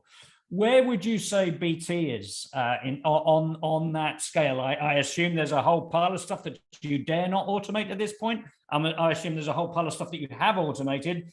Where would you describe where you're at? It's all about trust, right? So you've got to prove it, and you've got to build confidence. You know, within BT, in terms of how we protect ourselves, you know, we're probably now into year 3 around our being hell bent on automating as much as we can. So we're able to use that and work with our customers to help demonstrate where we have been able to automate, but also those critical functions where we put additional checks and balances in place. But it's increasingly for us becoming a much more natural kind of conversation, something we've been working on. And our teams in our research business, predominantly based at Adastral Park, did some very interesting modeling recently, looking at viruses. How do viruses propagate? And we applied some of that learning to say, how does malware, how does some of these threats propagate through BT, so that when we see something, we can take proactive action to areas which haven't yet been affected, but we kind of know they do.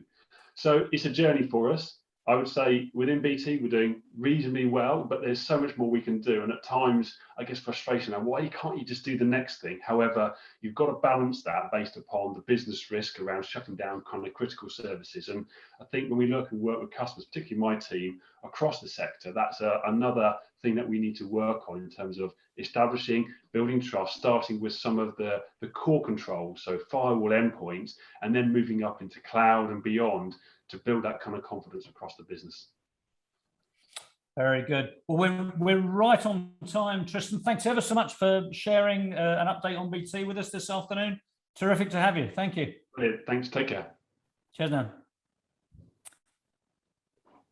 And that, ladies and gentlemen, brings us to a conclusion of this event. I have to say, I've been delighted and I'm very proud of the content that we've put together today. I invited many of the speakers myself and was hopeful that they would deliver great stuff. They have done. I'm absolutely delighted with that. However, any of you who've ever been involved in organizing an event know that you can have whatever content you have, however great it might be, it is for naught if it is not, if the event logistics and management is not well done. And I've got to say, Maureen and Wanda from Adaptive Mobile Security have done a stellar, stellar job. So thank you very much indeed for them for all of their work over the course of the last few weeks. It's been terrific more broadly to see this event focus on and talk about the nitty-gritty challenges of collaborating and getting more effective results out of our use of threat intelligence in this community. The recording of this event will be available either later this week or next week. I encourage you very much indeed to record that. And if you're not familiar with Hardenstance, the website is www.hardenstance.com. Do please take a look at what I do in partnership with others. Thank you very much indeed for participating, and I hope to see you again sometime. Good afternoon.